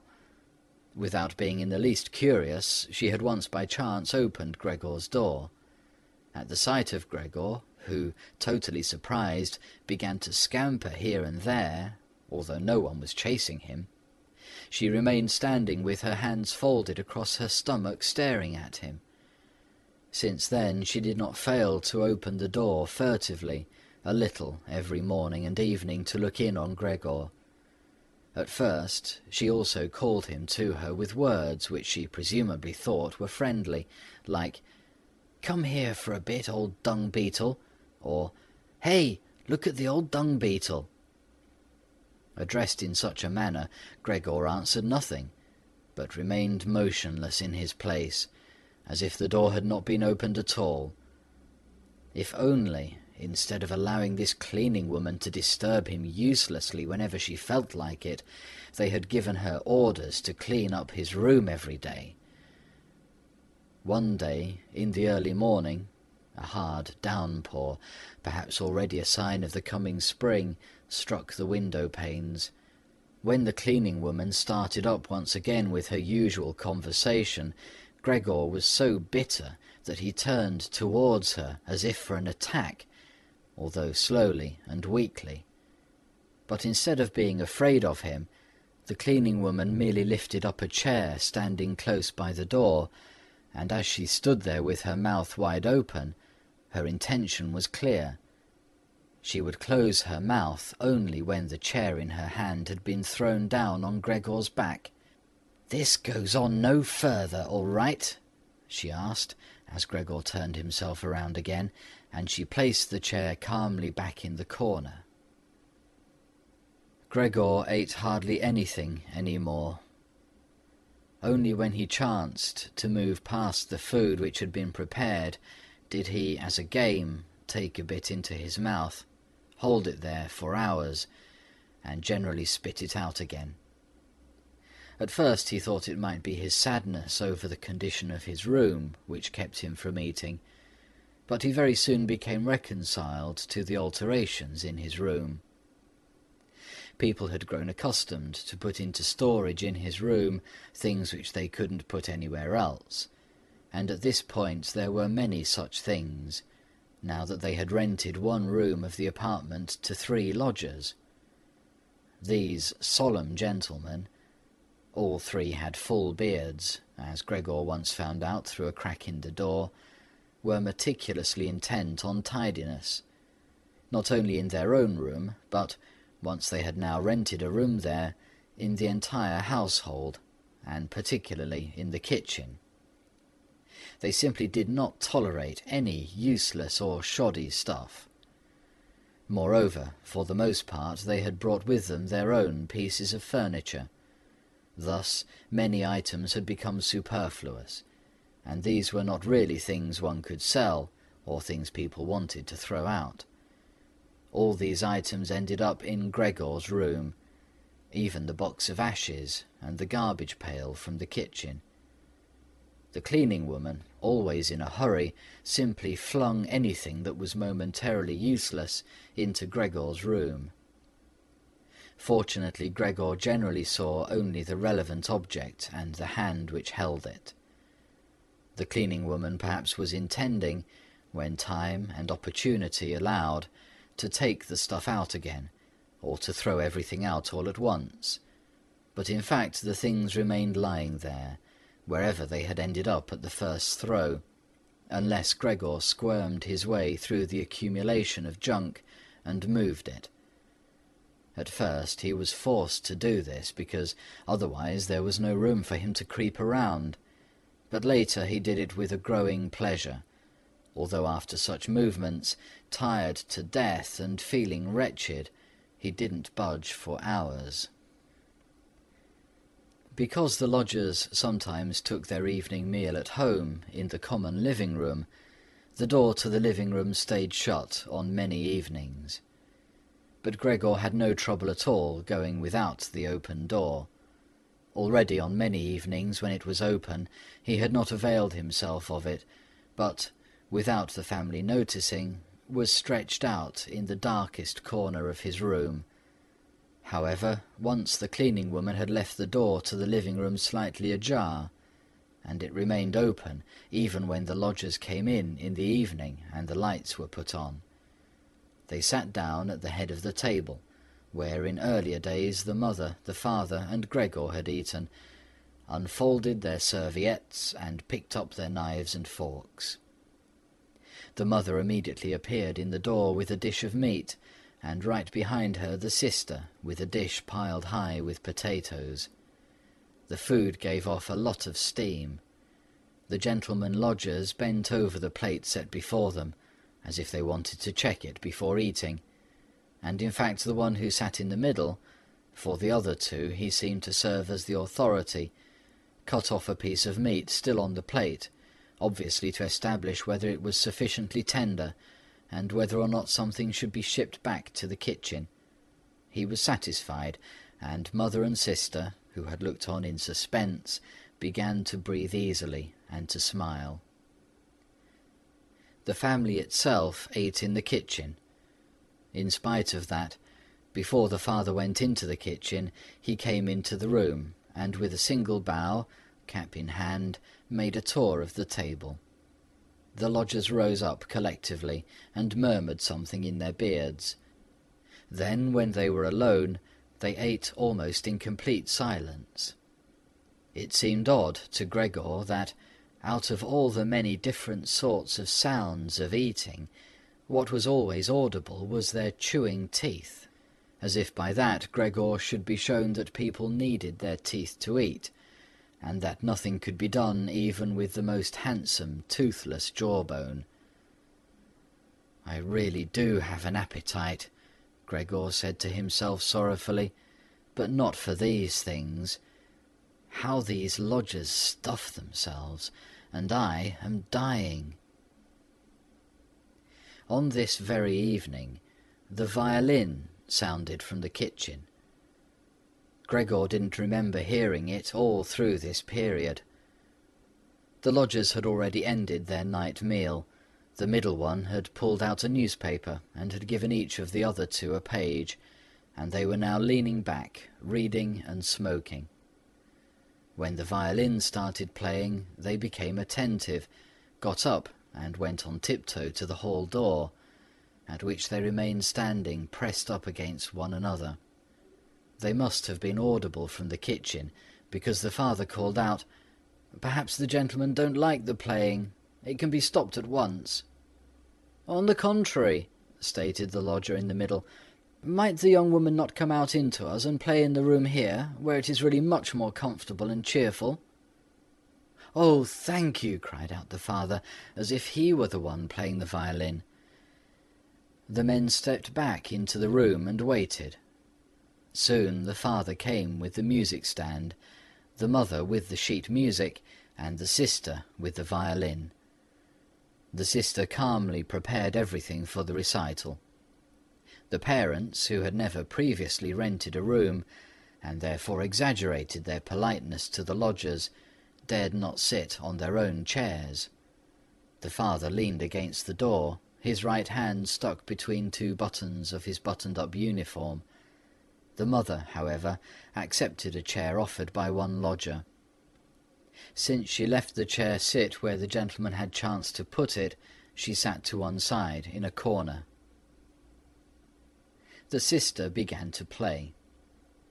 The father and mother, one on each side, followed attentively the movements of her hands. Attracted by the playing, Gregor had ventured to advance a little further forward, and his head was already in the living room. He scarcely wondered about the fact that recently he had had so little consideration for the others. Earlier this consideration had been something he was proud of, and for that very reason he would have had at this moment more reason to hide away, because as a result of the dust which lay all over his room and flew around with the slightest movement, he was totally covered in dirt. On his back and his sides he carted around with him dust, threads, hair, and remnants of food. His indifference to everything was much too great for him to lie on his back and scour himself on the carpet, as he often had done earlier during the day. In spite of his condition, he had no timidity about inching forward a bit on the spotless floor of the living-room. In any case, no one paid him any attention. The family was all caught up in the violin playing. The lodgers, by contrast, who for the moment had placed themselves, hands in their trouser pockets, behind the music stand, much too close to the sister, so that they could all see the sheet music, something that must certainly bother the sister, soon drew back to the window, conversing in low voices with bowed heads, where they then remained, worriedly observed by the father.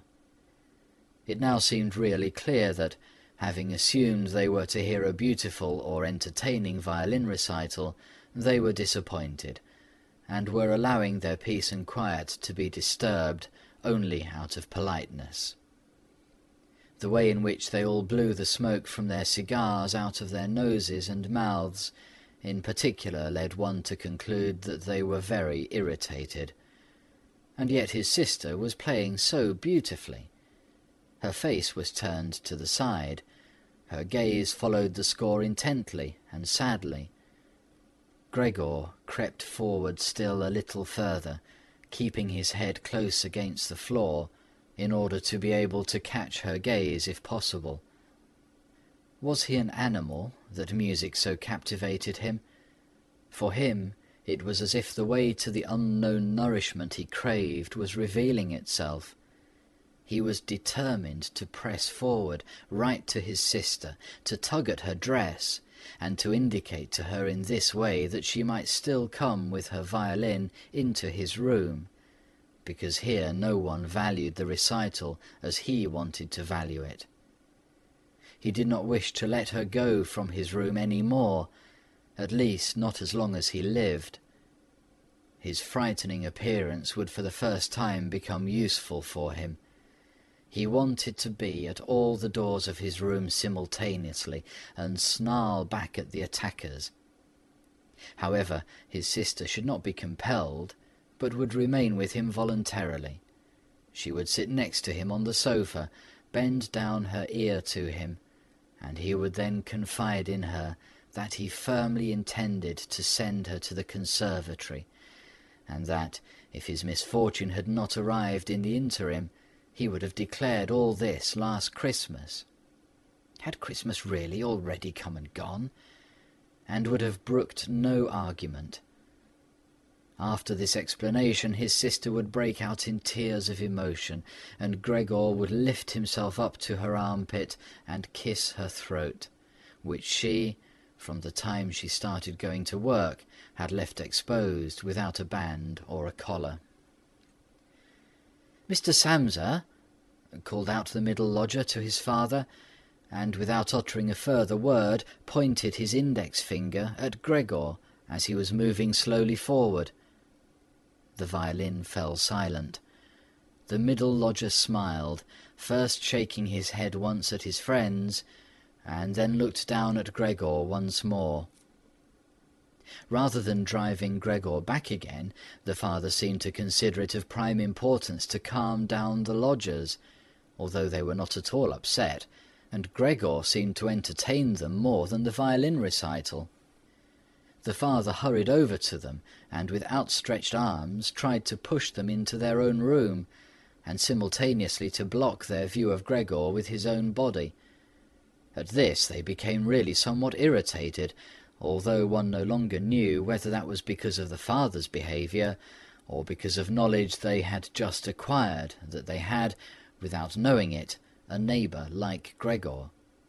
They demanded explanations from his father, raised their arms to make their points, tugged agitatedly at their beards, and moved back towards their room quite slowly. In the meantime, the isolation which had suddenly fallen upon his sister, after the sudden breaking off of the recital, had overwhelmed her.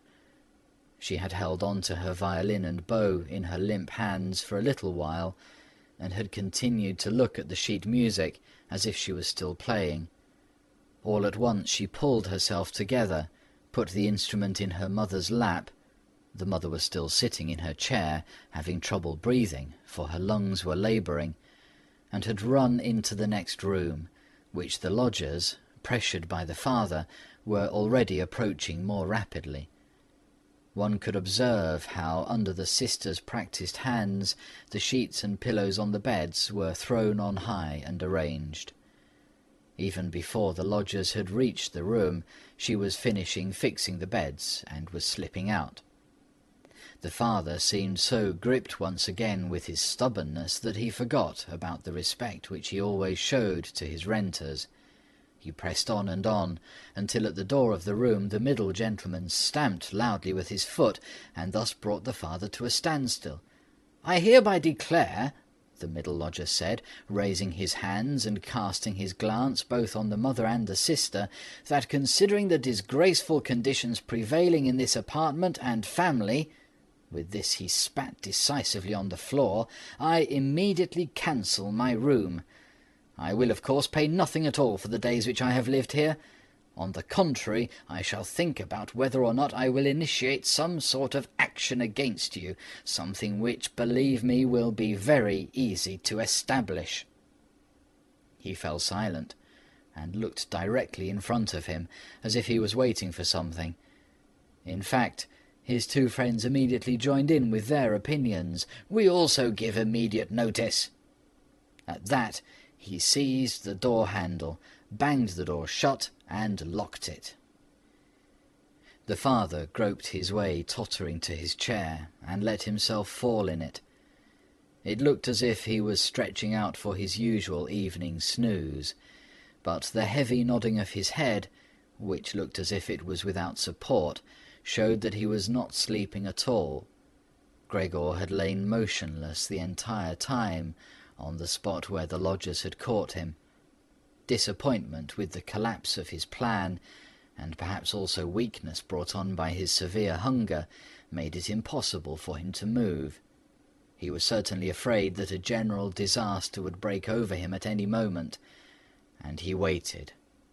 He was not even startled when the violin fell from the mother's lap, out from under her trembling fingers, and gave off a reverberating tone. "My dear parents," said the sister, banging her hand on the table by way of an introduction, "things cannot go any longer in this way. Maybe if you don't understand that, well, I do. I will not utter my brother's name in front of this monster, and thus I say only that we must try to get rid of it. We have tried what is humanly possible to take care of it and to be patient. I believe that no one can criticize us in the slightest." "She is right in 1,000 ways," said the father to himself. The mother, who was still incapable of breathing properly, began to cough numbly, with her hand held up over her mouth and a manic expression in her eyes. The sister hurried over to her mother and held her forehead. The sister's words seemed to have led the father to certain reflections. He sat upright, played with his uniform hat among the plates, which still lay on the table from the lodger's evening meal, and looked now and then at the motionless Gregor. "We must try to get rid of it," the sister now said decisively to the father, for the mother, in her coughing fit, was not listening to anything. "It is killing you both. I see it coming. When people have to work as hard as we all do, they cannot also tolerate this endless torment at home. I just can't go on any more." And she broke out into such a crying fit that her tears flowed out down onto her mother's face. She wiped them off her mother with mechanical motions of her hands. "Child," said the father sympathetically, and with obvious appreciation, "then what should we do?" The sister only shrugged her shoulders as a sign of perplexity, which, in contrast to her previous confidence, had come over her while she was crying. "If he only understood us," said the father in a semi-questioning tone.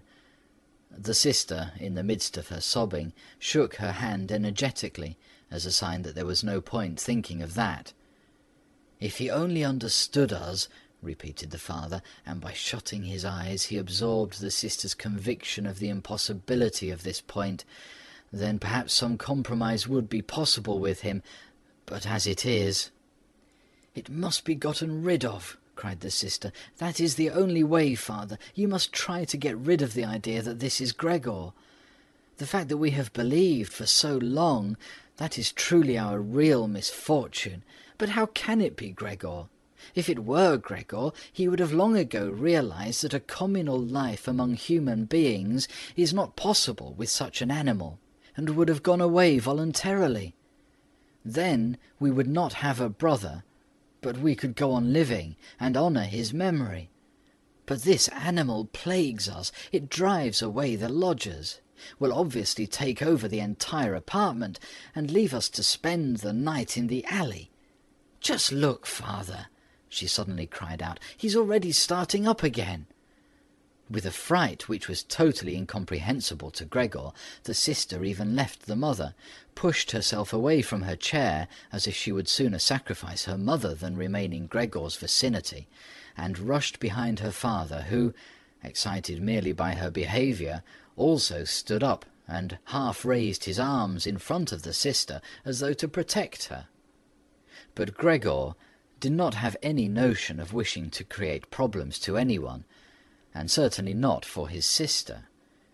He had just started to turn himself round in order to creep back into his room, quite a startling sight, since, as a result of his suffering condition, he had to guide himself through the difficulty of turning round with his head, in this process lifting and banging it against the floor several times. He paused and looked around. His good intentions seemed to have been recognized. The fright had lasted only for a moment. Now they looked at him in silence and sorrow. His mother lay in her chair, with her legs stretched out and pressed together. Her eyes were almost shut from weariness. The father and sister sat next to one another. The sister had set her hands around the father's neck. "Now perhaps I can actually turn myself around," thought Gregor, and began the task again. He couldn't stop puffing at the effort, and had to rest now and then. Besides, no one was urging him on. It was all left to him on his own. When he had completed turning round, he immediately began to wander straight back. He was astonished at the great distance which separated him from his room, and did not understand in the least how in his weakness he had covered the same distance a short time before, almost without noticing it. Constantly intent only on creeping along quickly, He hardly paid any attention to the fact that no word or cry from his family interrupted him.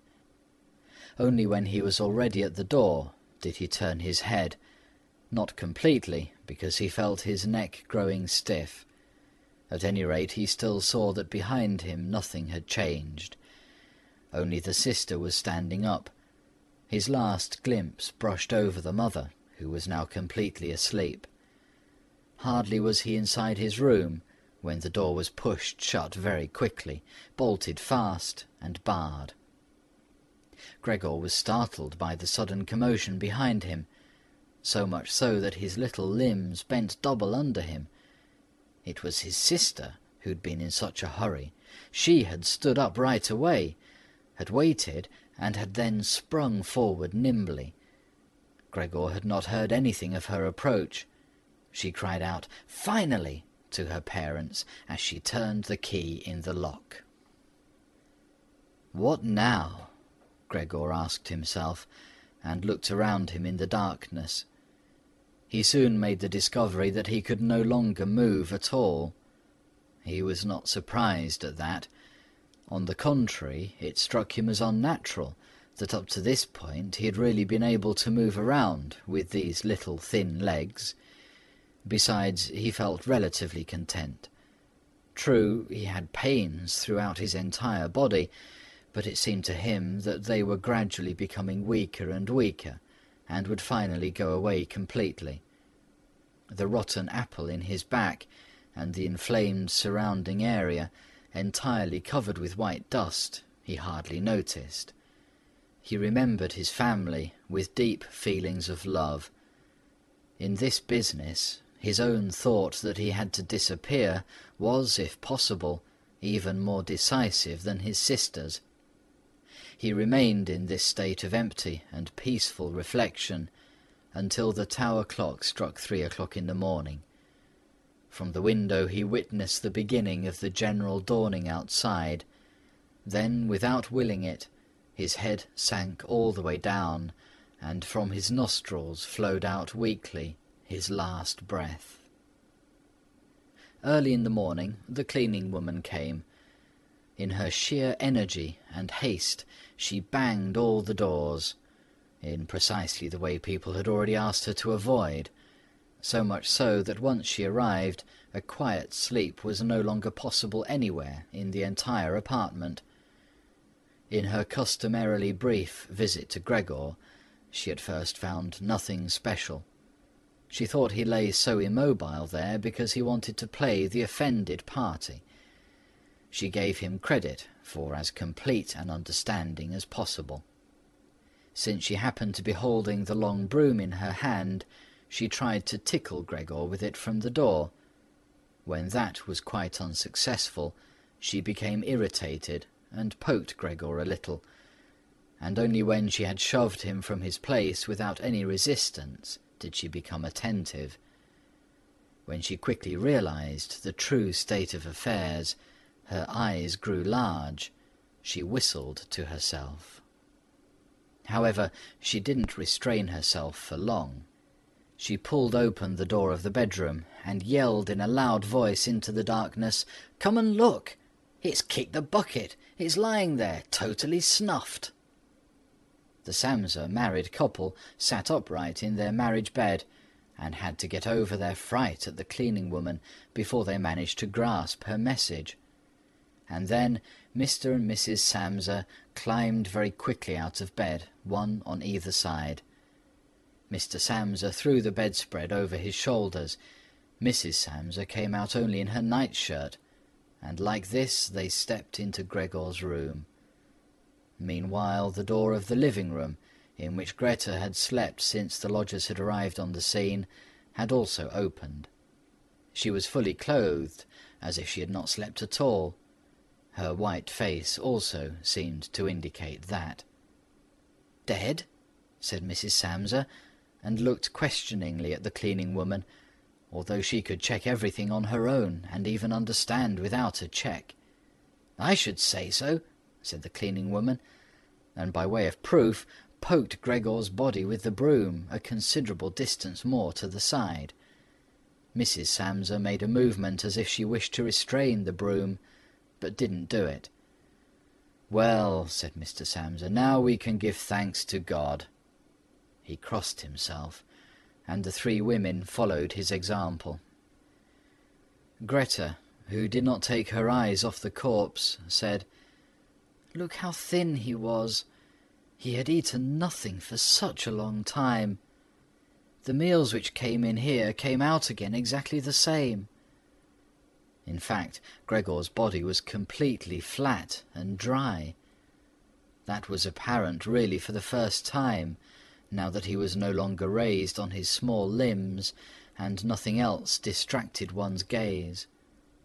"Greta, come in to us for a moment," said Mrs. Samsa with a melancholy smile, and Greta went, not without looking back at the corpse, behind her parents into the living room. The cleaning woman shut the door and opened the window wide. In spite of the early morning, the fresh air was partly tinged with warmth. It was already the end of March. The three lodgers stepped out of their room and looked around for their breakfast, astonished that they had been forgotten. "Where is the breakfast?" asked the middle one of the gentlemen, grumpily, to the cleaning woman. However, she laid her finger to her lips, and then quickly and silently indicated to the lodgers that they could come into Gregor's room. So they came, and stood in the room, which was already quite bright, around Gregor's corpse, their hands in the pockets of their somewhat worn jackets. Then the door of the room opened, and Mr. Samsa appeared in his uniform, with his wife on one arm and his daughter on the other. All were a little tear-stained. Now and then Greta pressed her face into her father's arm. "Get out of my apartment immediately," said Mr. Samsa, and pulled open the door, without letting go of the women. "What do you mean?" said the middle lodger, somewhat dismayed, and with a sugary smile. The two others kept their hands behind them, and constantly rubbed them against each other, as if in joyful anticipation of a great squabble which must end in their favour. "I mean exactly what I say," replied Mr. Samsa, and went directly with his two female companions up to the lodger. The latter at first stood there motionless, and looked at the floor, as if matters were arranging themselves in a new way in his head. "All right then, we'll go," he said, and looked up at Mr. Samsa, as if, suddenly overcome by humility, he was asking fresh permission for this decision. Mr. Samsa merely nodded to him repeatedly, with his eyes open wide. Following that, the lodger actually went with long strides immediately into the hall. His two friends had already been listening for a while, with their hands quite still, and now they hopped smartly after him, as if afraid that Mr. Samsa could step into the hall ahead of them and disturb their reunion with their leader. In the hall, all three of them took their hats from the coat-rack, pulled their canes from the cane-holder, bowed silently, and left the apartment. In what turned out to be an entirely groundless mistrust, Mr. Samsa stepped with the two women out onto the landing, leaned against the railing, and looked over as the three lodgers slowly but steadily made their way down the long staircase, disappeared on each floor in a certain turn of the stairwell, and in a few seconds came out again. The deeper they proceeded, the more the Samsa family lost interest in them, and when a butcher with a tray on his head came to meet them, and then with a proud bearing ascended the stairs high above them, Mr. Samsa, together with the women, left the banister, and they all returned, as if relieved, back into their apartment. They decided to pass that day resting and going for a stroll. Not only had they earned this break from work, but there was no question that they really needed it. And so they sat down at the table and wrote 3 letters of apology. Mr. Samsa to his superior, Mrs. Samsa to her client, and Greta to her proprietor. During the writing, the cleaning woman came in to say that she was going off, for her morning work was finished. The three people writing at first merely nodded, without glancing up. Only when the cleaning woman was still unwilling to depart did they look up angrily. "Well?" asked Mr. Samsa. The cleaning woman stood smiling in the doorway, as if she had a great stroke of luck to report to the family, but would only do it if she was asked directly. The almost upright, small ostrich feather in her hat, which had irritated Mr. Samsa during her entire service, swayed lightly in all directions. "All right, then, what do you really want?" asked Mrs. Samsa, whom the cleaning lady still usually respected. "Well," answered the cleaning woman, smiling so happily she couldn't go on speaking right away, "about how that rubbish from the next room should be thrown out. You mustn't worry about it. It's all taken care of." Mrs. Samsa and Greta bent down to their letters, as though they wanted to go on writing. Mr. Samsa, who noticed that the cleaning woman wanted to start describing everything in detail, decisively prevented her with an outstretched hand. But since she was not allowed to explain, she remembered the great hurry she was in, and called out, clearly insulted, "Bye-bye, everyone," turned round furiously, and left the apartment with a fearful slamming of the door. "This evening she'll be let go," said Mr. Samsa, but he got no answer from either his wife or from his daughter, because the cleaning woman seemed to have upset once again the tranquillity they had just attained. They got up, went to the window, and remained there, with their arms about each other. Mr. Samsa turned around in his chair in their direction, and observed them quietly for a while. Then he called out, "All right, come here then. Let's finally get rid of old things, and have a little consideration for me." The women attended to him at once. They rushed to him, caressed him, and quickly ended their letters. Then all three left the apartment together, something they had not done for months now, and took the electric tram into the open air outside the city. The car in which they were sitting by themselves was totally engulfed by the warm sun. Leaning back comfortably in their seats, they talked to each other about future prospects, and they discovered that on closer observation these were not at all bad, for the three of them had employment, about which they had not really questioned each other at all, which was extremely favourable, and with especially promising prospects.